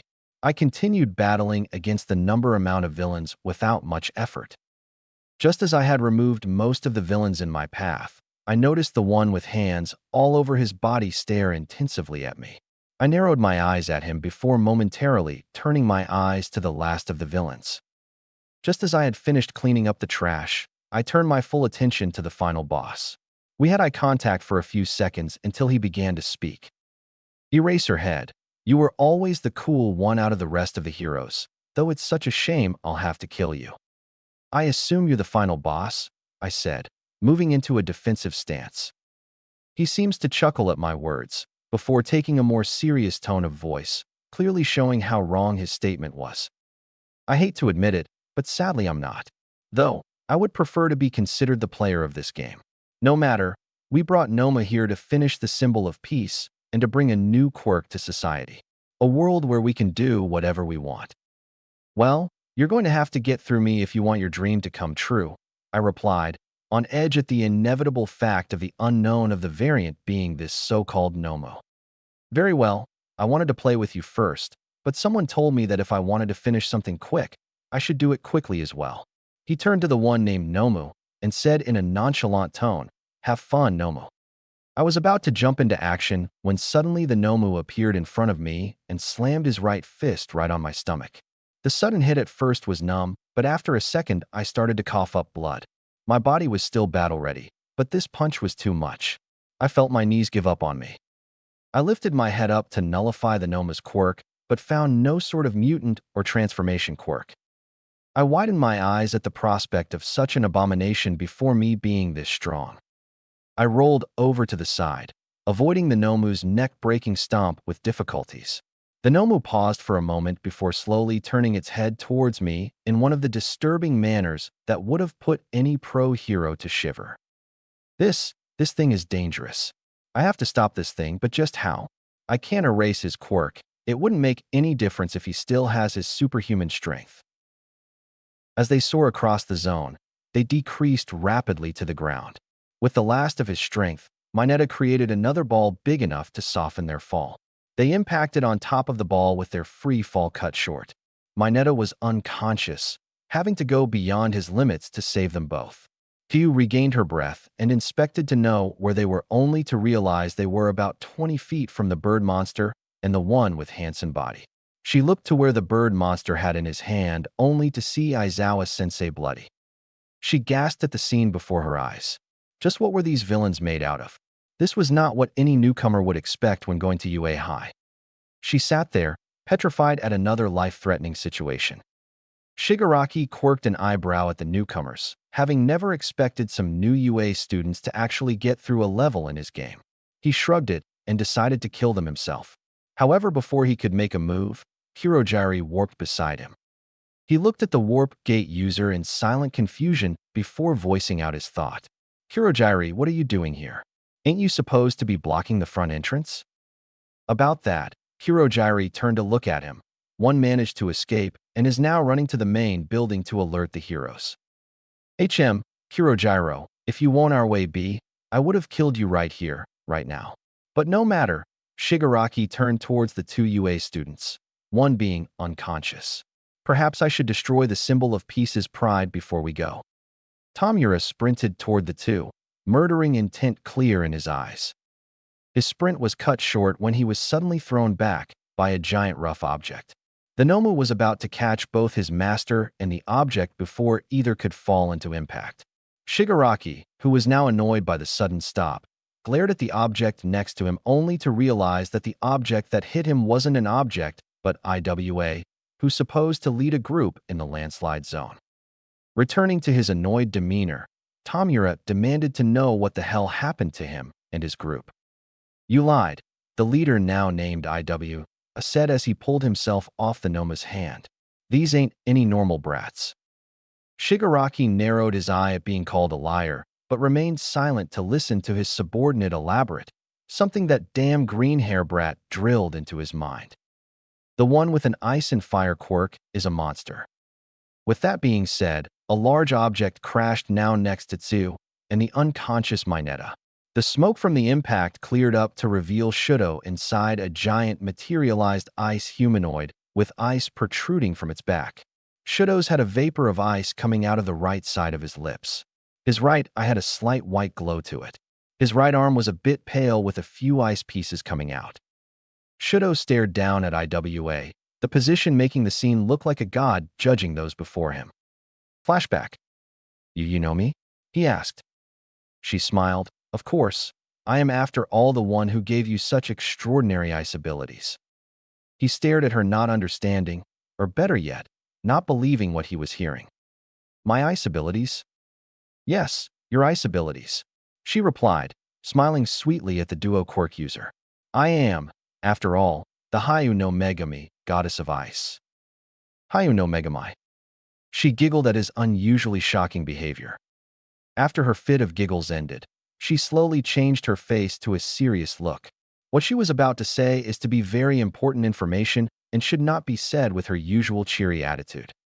Shoulda? She started, immediately getting his attention with the serious tone in her voice. There is something you must know about me and something else that may concern you and your classmates. She sighed. I, as well as those other aliens, don't belong in this world. Aliens? Todoroki asked. Yes, she said slowly. I gave you abilities not because I wanted to, but because I have realized the danger coming upon this world. I was brought here into this world just so the great evil that is to come can come to an end. I have seen great despair. Heroes won't be enough to defeat this evil. She paused, considering whether to say more or nothing, but decided to tell him anyways. He'll appear right after your protector is weakened. Huh. Wait, you don't mean All Might, right? I'm afraid so. All Might weakened? It's unheard of.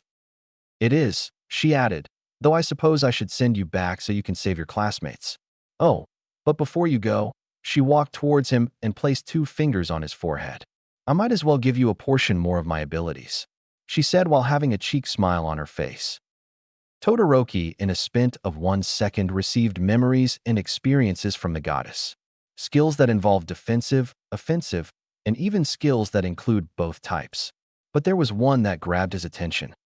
Landslide Zone. After composing himself, he let go of the unconscious half-hot, half-cold user.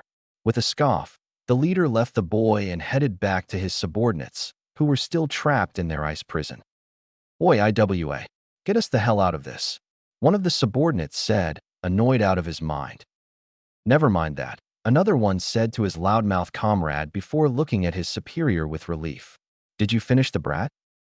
At first, the leader said nothing to his subordinate, still thinking about a certain stone user in mind. When they were about to ask their leader what the matter was, he responded by saying, the work here is done. We can now go find the other brats and get our pay. IWA, they said together. The leader turned toward the direction he was with the half-hot, half-cold quirk user. He couldn't put his finger on it, but there was something about the kid that made him feel so insecure about himself. He may be a wanted criminal, but he was no fool when noticing phenomenal things. Since his quirk was called Rock, he was given the ability to manipulate and create rocks from both himself and the surrounding area. His breathing was slow. He could feel the boy's life force a mile away. IWA released them, albeit with a tired sigh as he prepared to give his next orders. All right, let's do this nice and swift. I want you all to divide into. His order was cut short when a blast of ice came out from the ground, capturing everyone except the leader. What the? He was slammed down to the ground, creating a decent-sized dent in the ground.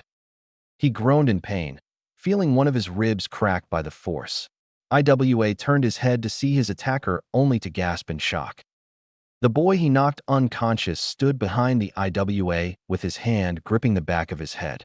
He chuckled at the irony of the situation. Who would have guessed that the boy captured his crew 2 times in a row? And to make things more interesting, the boy kept coming back stronger than he was before. You know, kid, if we weren't on opposite sides, I would have liked to have you in the group whenever we do missions.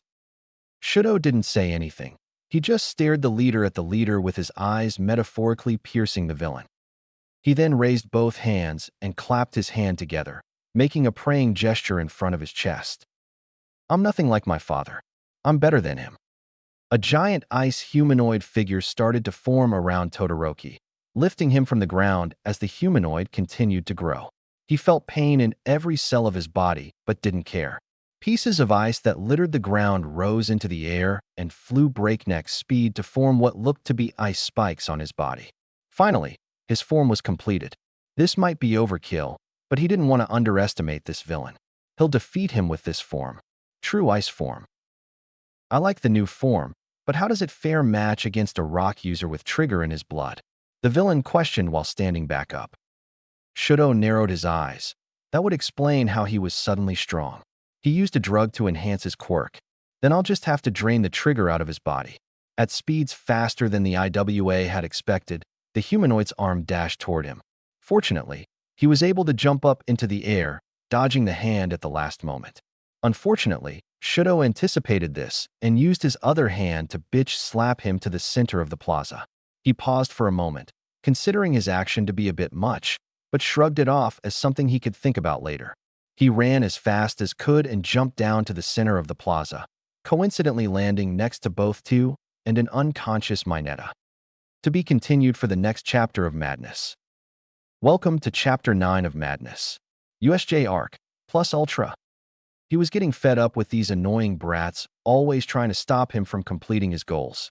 First, Hirojiri allowed a UA to escape from their grasp. Then, some low-tier wannabes decided to crash into his entertainment of watching Eraserhead get his head erased. Now he has to deal with a half-and-half quirk user with an ability that damn Izuku never told him about.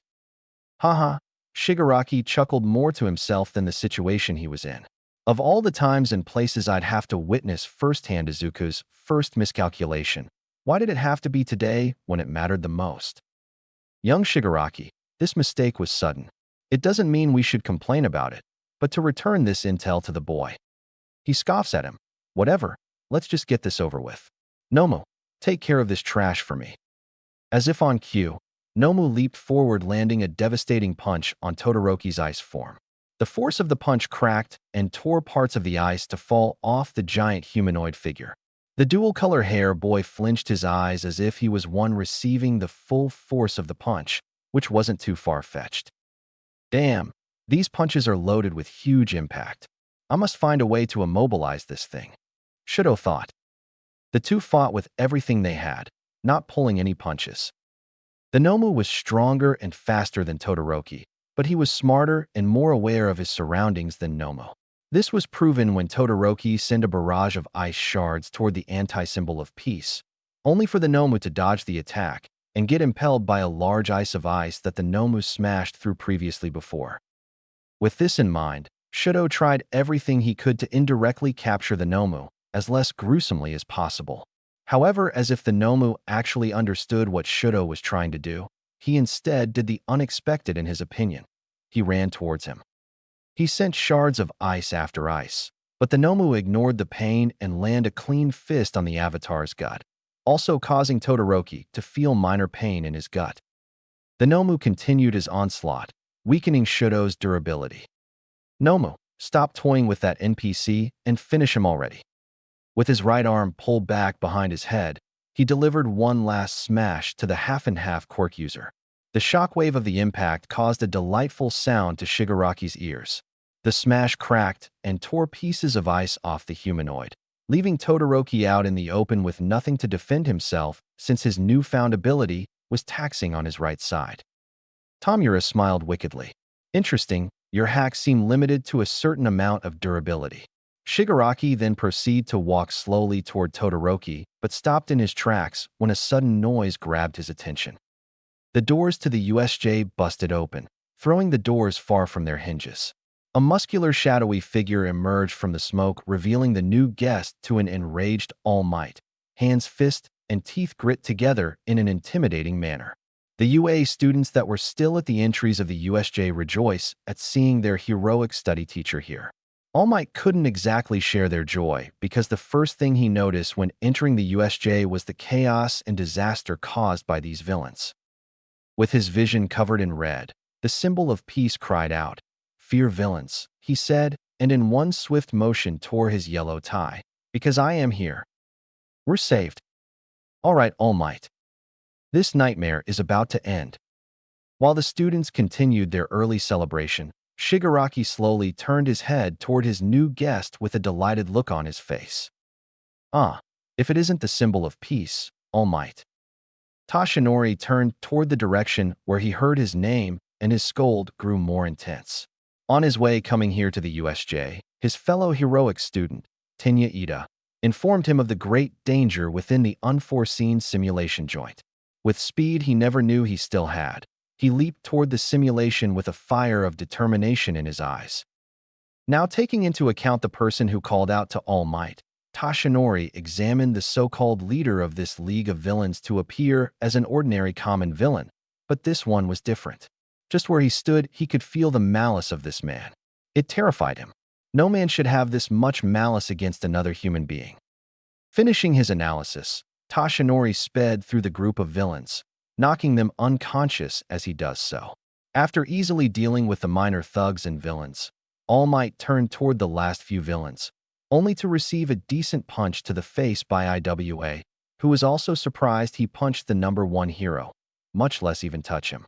Before Iwa could ponder his action, he paled once he realized the number one hero looked towards him, almost unfazed by the punch that struck him point blank on his face. His blue piercing eyes gave the rock user a reason to shit his pants. "Mercy?" he whispered quietly. "Sorry," he said, grabbing the rock user's hand that was still attached to his face, "but I'm all out of mercy." With one quick punch, he launched his assailant far from where he was into some other zone. The villains who were rushing into the scene stopped in their tracks once they realized what All Might did to one of their strongest subordinates. And just after a second of contemplation, fear overtook them and they ran away from All Might, fearing that the symbol of peace might do the same to them. Shigaraki gritted his teeth in annoyance at their cowardly and decided to kill them after he was done dealing with All Might. He turns his gaze toward All Might, and without wasting any more time, he orders the Nomu to start his assault against All Might. The fight was tense with both All Might and Nomu receiving a huge amount of damage. However, while fighting the symbol of peace, it was explained by Shigaraki that Nomu had shock absorption and that no matter how powerful All Might's punch might be, it would stop the Nomu from inevitable killing the number one hero. This momentary paused All Might from attacking, but after a few seconds of mental planning, Tashinori recalled how the Nomu's quirk was just shock absorption and not shock nullification. With that in mind, he dashed towards the anti-symbol of peace and proceeded to knock the Nomu senselessly before throwing him in the air to deliver one last attack. Or so he thought. He wrapped his arms around Nomu's waist and prepared to use a backdrop slam to the ground. /n. I have no idea what the hell that one move All Might used to almost slam Nomu into the ground. However, before he could thrust Nomu deep in the concrete of the USJ, a black-purple wrap appeared right before the duo could touch the ground. Once All Might's lower body was caught in the wrap, Nomu, who had his upper body caught in the wrap, used his hand to dig into Tashinori's stomach, severely injuring All Might further. Shigaraki smiled at Kurogiri's idea and voiced his approval. "This is good, Kurogiri. Now we can finally witness the death of the symbol of peace." "Oh, how wonderful." As the Nomu continued its action, All Might cried in agony as blood flew out of his mouth. "That's my weak spot. Stop it," All Might said mentally. He pushed and struggled to remove the Nomu's hand from his abdomen, but to no avail. "Kurogiri," Tamura called out. Kurogiri, who understood what Tamura was calling him out for, nodded. "I do not like blood and guts overflowing within me, but I'll make an exception for the number one hero." However, right before Kurogiri could give the finishing kill, Katsuki Bakugo came out of nowhere and slammed his explosive hand into Kurogiri's metal neck. The distraction was enough for Todoroki to freeze the Nomu's right side, immobilizing him. All Might, who saw the ice stop before reaching him, grabbed hold of the Nomu's hand and loosened it to where he could jump out. Kirishima jumped in front of Shigaraki and tried to strike him down, but Shigaraki managed to jump away from his assailant, albeit cursing All Might and the little brats for ruining the moment. Tamura turned towards the ash-blonde-haired and saw him still holding onto Kurogiri's neck, taunting as he does so.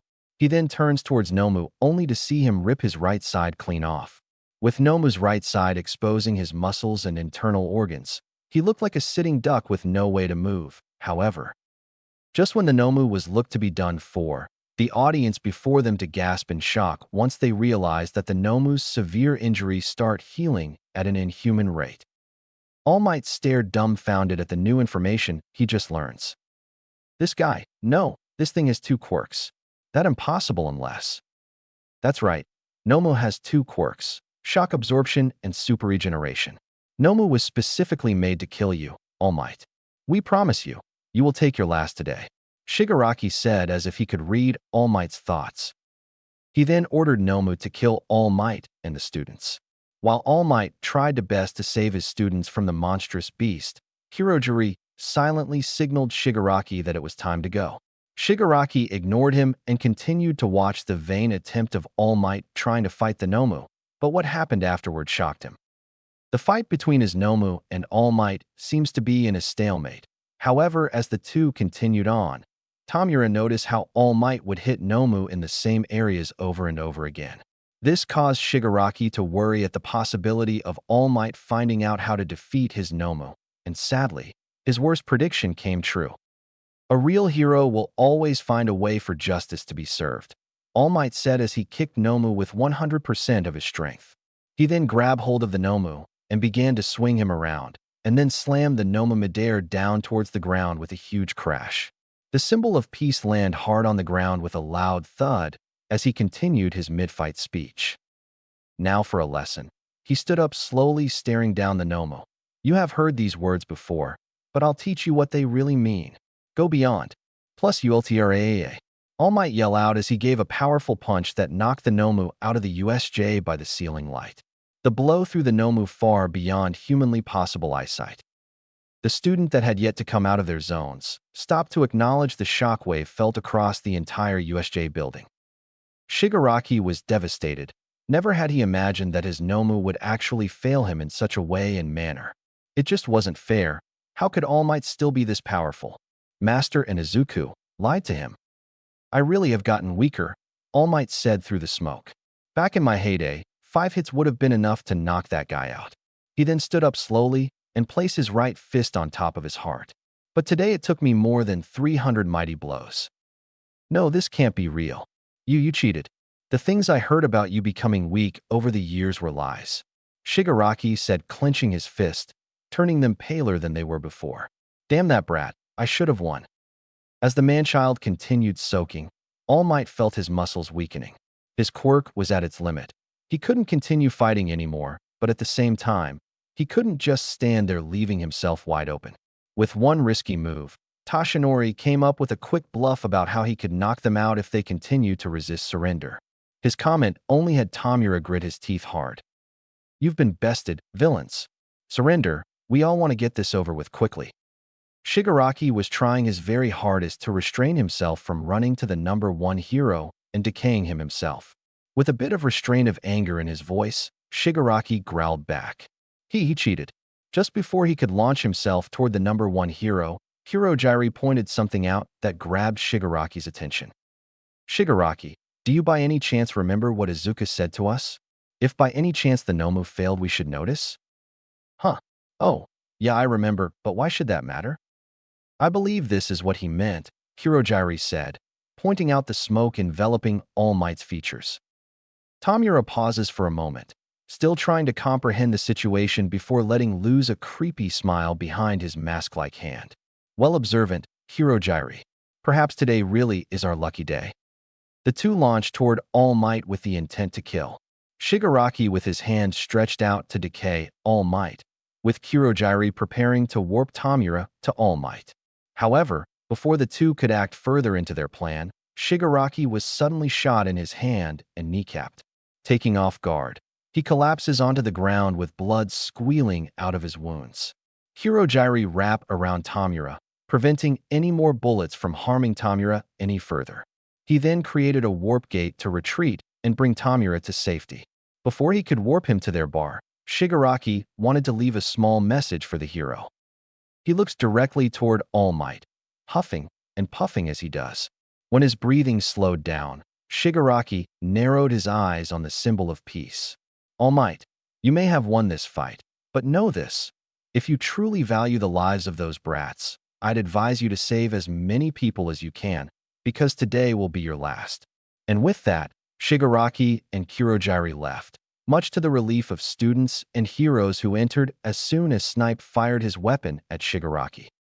All Might, however, wasn't so relieved as the rest of them. He sensed something imminent about Shigaraki's words. He's dealt with villains, thugs, and even different-ranking criminals during his prime, but there was something alarming with this villain's tone. His tone was certain, too certain for his taste. Nizu, All Might called out to, still standing in the same spot, not moving an inch. The dog-mouse principal, whatever TF you guys want to describe his feature, glanced toward Toshinori and gave the foundational hero study teacher a soft smile, unaware of what was said between All Might and Shigaraki. Yes, Toshinori-san? I'm going to need the heroes to evacuate the student out of the USJ. There's something I need to do and wish for all the students to leave before they see. Nizu looks at All Might with understanding, believing the number one hero wanted to shrink down to his weak form. Without further ado, he instructed the teachers to evacuate the students from the USJ. As the teachers were evacuating the last of the students from the USJ, everyone froze from where they stood. There was an ominous feeling chilling down their spine as another warp gate appeared in the same place where the villains had last left. All Might stood before the portal, expecting either the same two villains or another one of those Nomo. After waiting for about a few minutes, a figure emerged from the warp, but to everyone's surprise, it wasn't what they were expecting. A shirtless boy with spiky green hair who appeared to be about the same age as their hero course student emerged from the purple mist. He appears to have no sort of emotion platter on his face. When his eyes made contact with All Might's own, the symbol of peace could have sworn he saw both sadness and hate in his green orb eyes. What really put All Might on edge was noticing some sort of device on the boy's forehead. If his memories were to serve him right with his time with David Shield, it would be that the device on the boy's forehead was some sort of mind-controlling device. He gulped. There must be a reason for the so-called League of Villains to send this boy here. Could this be a trap? All Might thought. Master, I'm here. Do I proceed? The boy said, confusing All Might and the rest of the heroes. A short silence paused between the boy and the heroes when suddenly the boy broke the silence. Very well, Master, all for one, the boy said, smiling wickedly. All Might froze petrified as soon as he heard the boy say the name of his thought to be dead nemesis. His world turned black. The reality of the matter dropped down to him like a ton of bricks. Gritting his teeth together, All Might asks the boy where he heard that name and to know where he could find this despicable man. The boy merely ignored his questions and decided to ask the symbol of peace his own question. Tell me, symbol of peace, why did you discourage that quirkiest boy 10 months ago to quit trying to be, even though you were once quirkiest yourself, Toshinori Yagi? All Might once again stood there with absolute shock on his face. Here he was trying to get information about the whereabouts of All for One only to have this boy. He just met no information about him that only he and a select few knew about. Your predecessor did not choose her successor very well, though I suppose you were better at hiding your hypocrisy than the rest of the heroes in our society. All Might remained quiet, still shocked and curious to know how the boy knew things about him. Your successor, however, is a naive person who thinks just like his predecessor. If I'm right, his name was Mirio Togata? That last remark seems to break the number one hero's trance as the massive man jumps toward the teen, ready to immobilize him if need be. However, before the symbol of peace could even get a few more steps toward the boy, he felt something painful on his body. He looked down and widened his eyes in horror. The boy he was just about to restrain and interrogate managed to hit him. To be able to hit him wasn't a big deal. The issue was that the boy's fist was deep inside All Might's stomach. Toshinori felt blood pooling out of his mouth, and the wound inflicted by All for One opened up. The scene caused some of the students to scream in horror and for the teachers to stand there petrified. He removed his hand from within All Might's insides, and with one swift movement, he delivered a strong slap to the face of the symbol of peace, twisting his head to a horrifying position.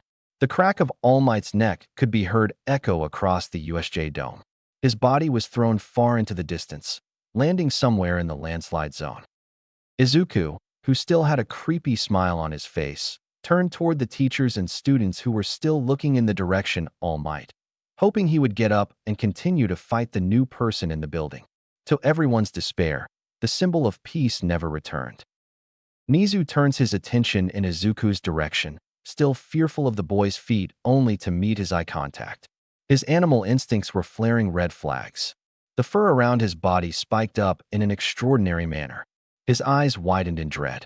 He didn't know what this feeling was, but on that day, Nizu felt near death itself. Izuku vanishes before their eyes, shocking all of them in the process. However, their shock was short-lived when he appeared in front of Snipe, arms stretched out in front of Snipe's face. "Bye-bye, hero." Before Snipe could leak out a word, a beam of green energy obliterated Snipe's top half of his body. Loud screams can be heard as many of the students began running for dear life. A few students decided to stay behind to help the teachers deal with this villain, even though the teachers told them to just run for their lives. They refused, stating that as students in training, they should help to stop this villain no matter what. One student in particular didn't voice his reason as he just looked horrified. "Deku?" Katsuki said, petrified where he stood. Izuku, who heard the familiar nickname, turned to the direction where he heard that accursed name, only to frown seeing his once childhood friend. "Kaken?" Katsuki grit his teeth together. "Where the hell have you been? Don't you know how irritating it was to know what happened to you? Damn it, nerd." A tear could be seen sitting at the corner of his eye. He didn't like to show sentimental emotions, but seeing his old childhood friend on the dark side cracked his heart a bit. Izuku stared at Katsuki with a blank look on his face, not even fazed a bit by the assault the heroes were trying to inflict onto him. "Huh, you're going to say anything, you bastard?" Still no answer. "Those people who were at the scene around your appointment died, killed by an unknown explosion. How are you alive? What happened to Annie Inko? Tell me, damn it." "I killed them." The heroes stopped their assault as soon as he finished those words. There was silence shared between everyone. Even the wind outside stopped blowing. "What?" Katsuki said, cutting the tense silence. I killed those people who were held hostages. I killed my mother with my 2 bare hands." You monster. How could you kill those innocent people in cold blood? Especially the one who gave you life, you despicable." Ida's words were cut off as he was blasted away by an energy ball, severely injuring his limbs. As the cries of Ida filled the room, Izuku turned to Katsuki with a blank look still plastered on his face. Without another word to be said, Izuku seemingly flew away, out of the hole All Might had created when he punched Nomu out of the USJ. The heroes took a sigh of relief, hoping that would be the last time they see him in a while. That train of thought was what ended many heroes' lives, because not much of a minute went by when Izuku unexpectedly shot an energy ball at the roof of the USJ. The blast of the energy ball caused a massive shockwave, tearing the entire building upon the heroes and students. Seeing this, there was only one thing a certain someone was thinking: could this really be the end? With Izuku, where the hell have you been? Don't you know how irritating it was to know what happened to you? Damn it, nerd. Huh, you're going to say anything, you bastard? Those people who were at the scene around your appointment died, killed by an unknown explosion. How are you alive? What happened to Annie Inko? Tell me, damn it. You monster. How could you kill those innocent people in cold blood? Especially the one who gave you life, you despicable. The voices repeat over and over again in his mind, each one intensifying in volume. After Izuku shot the energy ball at the rooftop of the USJ, he went on his way to the bar with not so much of a satisfaction. Don't get him wrong. Killing those pathetic people was enjoyable, but was this what he really wanted? He knew that in a world where most of its population possessed a quirk, an outcome of such a thing would happen no matter what. But a nagging question rang throughout his entire thought process. Just how did he end up being where he was right now? Turning his head down to the city, he noticed many people living there every day. Children running around without a care in the world, naive about the world they were born in. But that may be the reason why only children are the purest of hearts. The sight reminded him what occurred between him and his mother. Flashback. Inko Midoriya had just finished her 5th bottle of sake prior to the report of her son being missing. The pure-hearted woman was worried about her son, fearing every moment of the possibility of something bad happening to her. There was so much a mother like herself to take before a heart attack could consume her. The last time she had ever seen her son was when he stormed off the appointment 4 months ago to supposedly train somewhere nearby.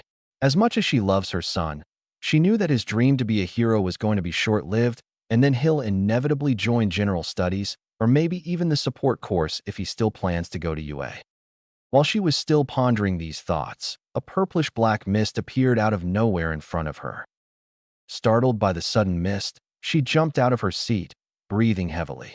After about a moment or two, a figure emerged from within the mist, revealing himself to be none other than her son, Izuku. Izuku? Izuku! Before she could run to her son, she stopped in her tracks as soon as she saw her son's stern look. Izuku? After a moment of silence, Izuku spoke. I have some questions to ask, Mom. He pointed to the living room couch, indicating he wanted to talk to her about something urgent. She nodded and took a seat next to her son. Something wasn't sitting right with her. Normally, she would ask her son where he's been this whole time, but there was something about his presence that made her feel unnerved. He sighed, knowing the information his mom would give him would change his entire view on the hero society. Who was my father? She flinched slightly, the action not missed by her son. Well, Izuku, I'm pretty sure you told you all right. Izuku aggressively got up from his seat and exclaimed, I said, I want the real truth, damn it. He took a few breaths in, then out. I want to know the truth, Mom. He lowered his eyes toward the ground. I've been searching for a man named Hisashi Midoriya, only to come across a dead end. I went to America and still found nothing. The hospital where I was born didn't even know who Hisashi was. I got so desperate I hired someone from the underground world to find my father. But do you know what they said? Hisashi Midoriya. Unknown entity. What the fuck is that supposed to mean, Mom? Did I even have a biological dad to begin with? Why did you hide this from me? Answer me, Mom. Inko lowered her head, shadowing her eyes so as to not show Izuku what she was thinking through her eyes. You do have a father, just not the one you expected, she said, emotionless. You see, Hisashi was not from this world. Izuku raised his eyebrow by what she indicated by not from this world. He's what people would consider an alien from outer space. No one knew where he came from, but what they did know was two things. First, he arrived by some sort of technologically advanced space pad. Second, he was a threat to society. The first thing he did when he arrived on the planet was to destroy everything in eyesight, killing hundreds of thousands of people. Lucky with the combined force of all of the world's #1 heroes, they were able to subdue him. A meeting was held in the United Kingdom to discuss the charges against him. Some countries immediately yelled for his head, while others wanted to just imprison him for the countless lives he stole. But the Prime Minister suggested a different alternative. He proposed to extract blood and fluid cells from him to experience and uncover what had him physically and mentally enhanced. After a few days of arguing, the votes came back. 75% of the world leaders decided that experimenting with an unknown extraterrestrial would benefit the people in the long run. Of course, that statement was a lie just to cover up their greed to have such enormous power. However, before they could daydream, they came to blockage when scientists found no sort of connection with the aliens' power and our quirk abilities. They went wide-eyed by this new information. A new form of ability that wasn't a quirk was something beyond their imagination. The government during the time didn't have the necessary technology to imitate the same energy source your father, so they came to one solution in order to obtain. They donated some of your father's hem fluid into a few sperm banks across the world. Those who were given his seed were blessed by the government, receiving things like money, travel rights, and other things along the lines. Izuku waited patiently for his mother to continue, but nothing came out. If what you say is true, what motivated you to conceive me? She continued to look down as if Izuku hadn't said anything to her. Just before he could ask her again, she answered back. I did it for a goal. What? Izuku asked. In the beginning, I didn't want a kid, but I was desperate for money. I was willing to give up my body if it meant I could live out my dream. And what was your dream? Inko looked towards Izuku with something he never saw in his mother's eyes. He saw great ambition in her green eyes. I wanted to break the system. Ever since I was a little girl, my brother and I have been treated less than average people back simply because he and I were born different compared to others. I was born with a weak quirk compared to my mother, while my brother had no quirk at all. She rose from her seat, hands clenched into fist. When my father, your grandfather, heard about my weak quirk and my brother having to possess, he decided to go to the store and supposedly buy milk. The bastard never came home. She started to shake violently as she continued. Ever since that bastard of a father left us, our mom had sweat tears every night, wishing that he'd come back one day, but he never did. Tears began to fall from her eyes. 2 years later, our mother got so fed up she started beating up my elder brother. It got so bad that he was sent to hospital and was diagnosed with amnesia because she had hit him in a critical part of the brain. In order for my mother to maintain her hero reputation, she had to drop us off at different foster homes. And ever since that day, I never saw Kotaro ever again. She brought her sleeves up to wipe some tears from her face before continuing once more. I pledged myself on that day that I would find my brother and destroy this hero system before it destroys any more families. In the end, I never did find him. However, I did find a way to make my dream into a reality. She turned her gaze to Izuku. When I heard about an alien terrorizing a city and the government offering money and other offers, I knew that this was my chance to be at least a step closer towards my goal. Your birth only solidified my plans. The doctors said that your presence itself caused the machines in the building to black out. I was so excited to see what the future had for us. Inko tilted her head downwards with her eyes closed shut.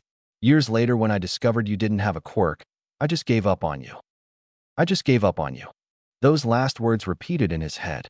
Those painful words reminded him of a time when he was 4 years old. What she said caused his mind to reboot, reminding him of that very day she told her son that she was sorry and how she wished things were different. She didn't say that because she felt pity for her son. She said that because she knew her plan was ruined. All this time, he had believed she loved him as her son, but she saw as some sort of tool, a pawn to play in her game. He gritted his teeth, eyes narrowing dangerously. Inko heard a growl and opened her eyes only to see a green silhouette with red eyes staring at her from behind Izuku. The way the figure looked at her was as if some sort of unholy figure was looking her down, judging her very soul. "How could you?" Izuku exclaimed. "How could you use me as a pawn for your own ambition?" He coated his right arm in a dense green ki and moved his arm back, ready to swing a punch. "Wait, Izuku." Outside of the apartment, everyone waited to see what the number hero would do, most specifically the fans. All Might thought up a plan to disarm the person holding everyone hostage and later found out that the person holding everyone hostage was on the top floor of the apartment. Just as he was about to pull his plan into action, the most horrifying thing happened before his eyes. The building exploded into thousands of pieces, littering the entire area with either the apartment's materials or scattered body corpses. All Might could do was stare at the most gruesome event he'd ever seen in his time as a pro hero. Out of the smoke, a green silhouette flew away from the crime scene, making everyone question what came out. All Might didn't question, but rather concluded the green silhouette was the one that killed all those innocent lives. The media came rushing toward All Might, questioning why he hadn't done anything to save those people. But before All Might could say a word, one by one, the police unit vehicles were blown into pieces, killing many in the process. End of flashback. Ever since that day, he's never been the same innocent boy he used to be. He didn't understand what had happened on that day, nor did he really want to think much about it. However, what he could recall was that when he heard the truth about his mother, he remembered feeling a string in his head snap into two, possibly a representation of his bottled emotion. The last thing he saw on his mother's face was the fear and guilt in his mother's eyes. On that night, Izuku Midoriya died. A twisted and broken boy was born on that same night. All for One had told him that the cause of the sudden outburst was because of a sudden intermittent explosive disorder, but Izuku doubted it. He couldn't, or better yet, he didn't want to recall what happened on that day. In the bar. "Damn that brat. I wanted to kill the symbol of peace. Why does he get to do it?" Shigaraki and Kurojiri were waiting patiently for the other team to arrive so they could proceed into their next phase of plan, just as All for One had wanted. But the lack of anyone in the building only bored Shigaraki out of his mind. Why did he decide to bring all the thugs to this mission if they were to die anyway by Izuku in some sort of exaggerating way? Before Tamura could rant anymore, 3 gray liquefied portals appeared before them. Startling the duo, clearly not expecting someone to happen at that very instant. Coming out of the three was none other than the three of the main thug leader, one of them dead from a hit to the occiput. Other two looked like they've seen better days, yet could shake off the day for just another day of work. Joki, a humanoid fishman, had minor scratches all across his body with a few cuts here and there. He had a swollen eye, clearly being something that hit his eye on impact. His fins were bent into odd angles, with the one on his back having a small portion being torn off. IWA was in his normal form due to the trigger's effects wearing off. His entire body was covered in scars and bruises from being previously thrown away by the symbol of peace, pretty roughly, if he could say so himself. Though both had a look that said that they've seen shit go down. What's with that annoying look on your face? Did Izuku really do something that crazy, or were you just pissing yourself off once you saw him? He said mockingly. IWA looked up to Shigaraki with a look of shock plastered onto his face. Well, he did do something crazy. The motherfucker actually did something beyond what we expected. Well, don't leave me in the dark. Tell me, damn it. He killed All Might and all the first-year students in a single swoop. Not to mention, he killed the other minor villains and thugs in the process. Joki said, helping IWA explain what seemed to be the most impossible thing he would have witnessed, which by all standards, really was the most unthinkable thing he could have seen.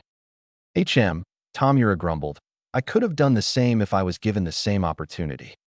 Now, Tomura, we both know how much you've wanted to kill All Might, but think of it this way. There's no hero who can oppose you now. Just sit back and release as we transform this world into our image and likeness. Just think, we can all live our lives how we please. Set a monitor next to the monitor of the bar. Speaking of no hero, where's Izuku Midoriya? He asked. Just then, a medium-sized figure burst through from the roof, landing on the hard wooden floor with a crack at his landing. The smoke lifted, revealing Izuku with his fist on the ground and his legs crouched down. But for some odd reason, his hair wasn't its usual messy, dark green hair with black highlights. His hair turned teal blue with his highlights being a light shade of purple. Izuku looked toward the monitor with his eyes and eyebrows teal blue. Master All for one, my mission has been completed. There was a tense feeling in the room as silence covered the entire room. IWA and Joki tensed when they saw Izuku, both having a reason to fear the boy in front of them. Shigaraki snarled at the boy, jealous that he couldn't be the one to kill All Might. Hirojiri remained silent, not knowing what he was supposed to do. Yes, I've heard. I suppose you wish for a reward, am I right? Izuku didn't say anything. Well, speak up, I do have plans for the future. Izuku continued to look down at the ground, contemplating what he wanted. Once he formulated a response, he looked at the monitor with the same look of ambition his mother once held when she explained to him her ideal world. There's one thing I want. He stood up from where he was and charged up green energy ki. Hirojiri, get us out of here. Shigaraki demands quickly, already seeing what the brat was going to do. Hirojiri quickly used his warp gate to teleport the two somewhere far from the bar. As soon as Izuku was done charging the key ball, he shot it down at the floor, destroying the entire building down with two more dead in his death count. Smoke rose up from where the building once was, alerting many of the civilians to the giant smoke coming from the Red District side of the city. Police and local heroes came rushing to the site, only to see a young boy with his spiky blonde hair floating up, standing where the building once was. A very tall, muscular man of a wide build with slightly tanned skin narrowed his eyes at the boy, feeling familiarity towards the boy. He then asked a question, "Hey kid, who are you and what the hell are you doing here?" Said boy only turned around with a face full of seriousness before turning his frown into a sickening smile. Destroy the hero's society. Destroy it all. Anything for my mother. Man, where's Sensei at? We've been waiting for an hour already. That's so unmanly. Please calm down, Tetsu.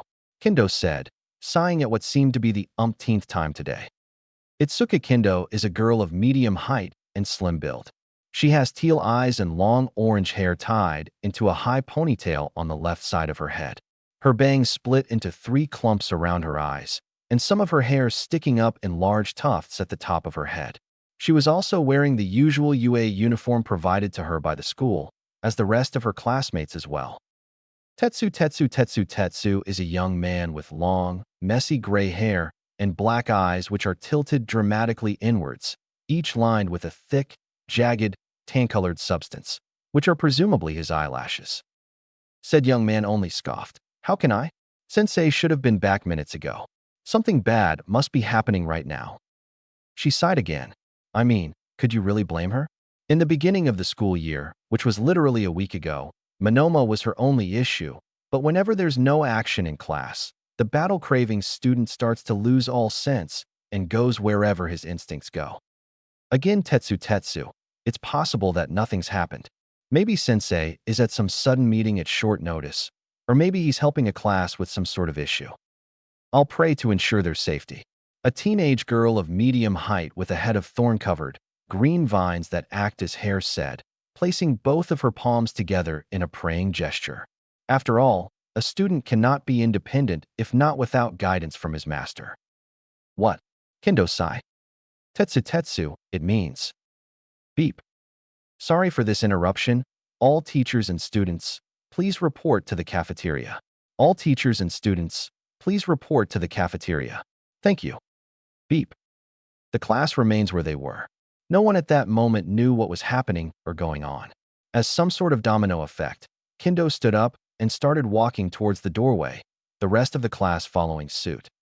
It was an awkward silence to say the least, since it was after all their first week in school, and they all have yet to communicate with everyone in class. A blond boy with blue sapphire eyes muttered something about Class 1B being the best since he was in it. The rest just either ignored him or straight out showed their annoyance. Just when Kendo was about to expand her hand to shut his muttering, they all soon realized that they arrive at their destination. The cafeteria was packed with class after class, from minor classes like the first-year business course to higher course classes like the third-year hero courses. Hi, you guys must be the new first years, right? The class turns towards the voice and notices a tall young man with quiff blonde hair and big shining blue eyes staring down with excitement. The unknown student lifted his hand up and thumbed himself. My name is Mirio Tojita. I'm a third-year hero student. It's nice to meet you newbies. He smiled and stuck out a handshake for everyone to take. Do you know what's going on? Kendo asked. Miri smiled and stuck his index finger toward the large TV screen displaying some yellow and green light show. How's that answering hour? This horrendous villain has yet to be stopped. So far we have casualties ranging from 60 injured to about 200 claimed dead or missing. So far, 5 of the 8 local heroes have fallen to this monster of a villain.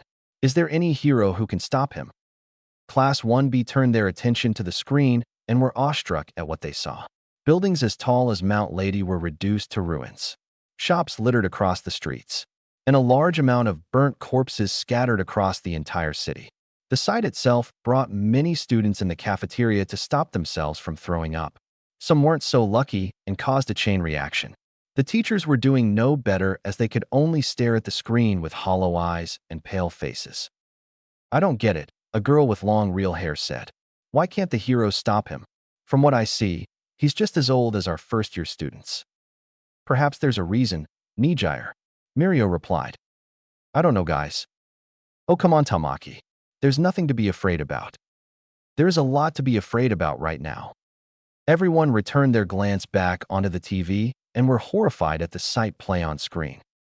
Downtown Yokohama City. Please don't kill.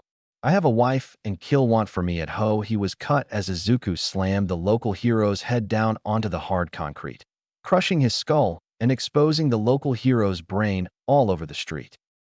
Satisfied with his work of art, Izuku turned to the last 2 heroes with bloodlust in his eyes. One of the heroes was so mentally unsettled that he took out a necklace with a black fur clover from his shirt and prayed to whatever god could listen to him. Unfortunately for him, Izuku found this action as a sign of mocking and gathered ki in his hand. If you want your god to save you so badly, then you better ask for a miracle. He moves his hand forward and blasts his ki towards him. It seemed like slow motion as the ki ball dashed towards its victim. Both heroes closed their eyes and waited for their end, but never came. They opened their eyes and gasped in hope as the number 7, Crust, saved them from their death. Before they could cheer, Crust yelled out for them to go and find a suitable shelter. They did as asked and left the area with a limp in their steps. Crust turns to Izuku, a smile on face as he waits for the perfect moment to attack. So you're the one who's been causing havoc. Man, I'd actually expected you to be a big tough guy, but a kid? That's not new, but damn is it not common. Izuku didn't say anything, merely just glared harder at the man. I'm sorry, I didn't upset you too badly, right? His response was a quick punch to the stomach, as Crust flew a few meters back, not much scratch on person. Damn that brat, that hurts. Fire. Izuku was suddenly enveloped in a white, thick coat of fiber, covering him from head to toes. He was about to break out of the cocoon-like binding hold, when he suddenly felt thousands of small pinches all over his body, not painful individually, but noticeable when having thousands of them. The pause was enough for a hypersonic sound to disturb his hearing senses.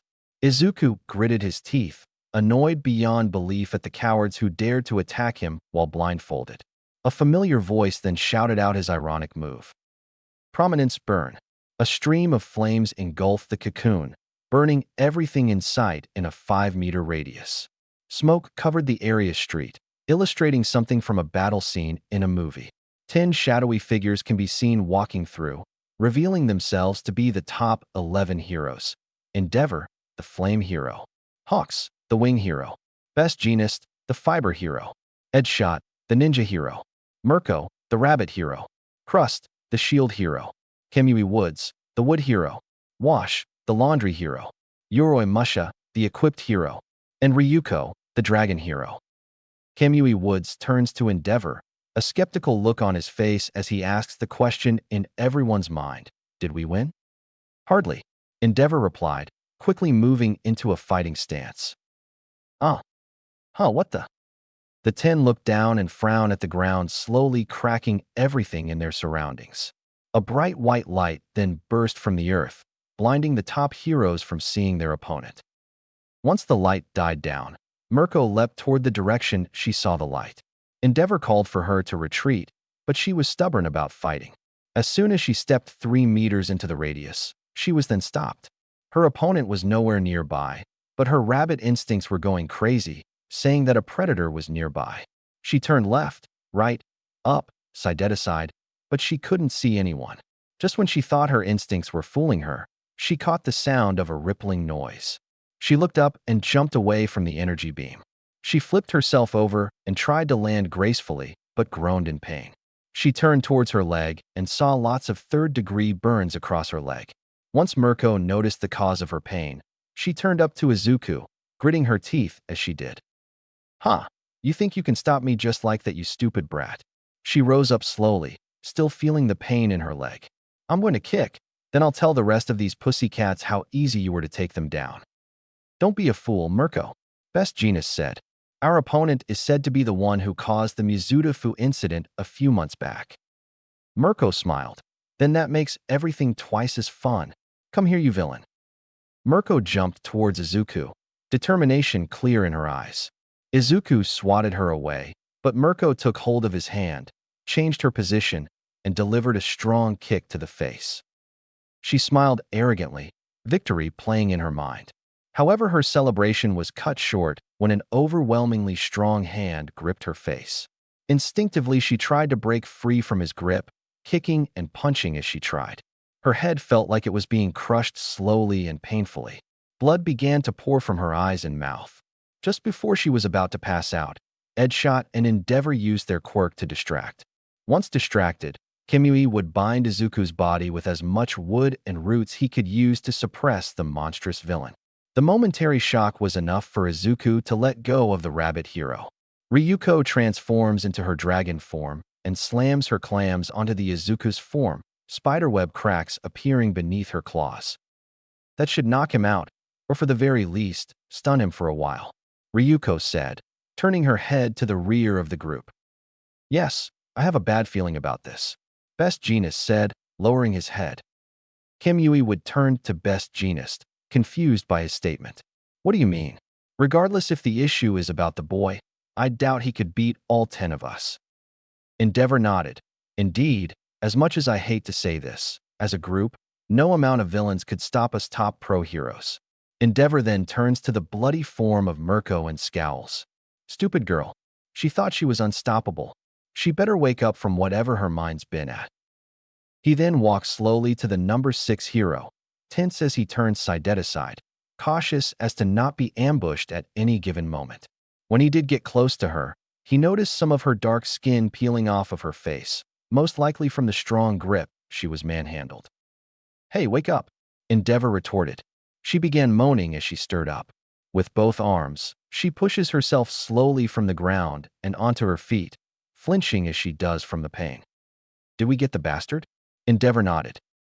"Yes, however we're unsure if we did any critical damage." "Humph, and here I thought we were needed in this ridiculous case. I mean, if these you youngsters already had a plan without our help, why bother to call everyone over just for this?" Yoroi said, a scowl still plaster on his face. The flame hero let out a sigh.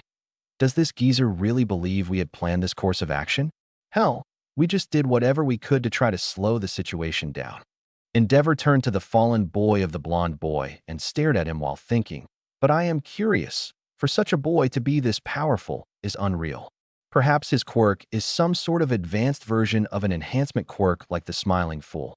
But if that were the case, then didn't All Might himself come to deal with this threat?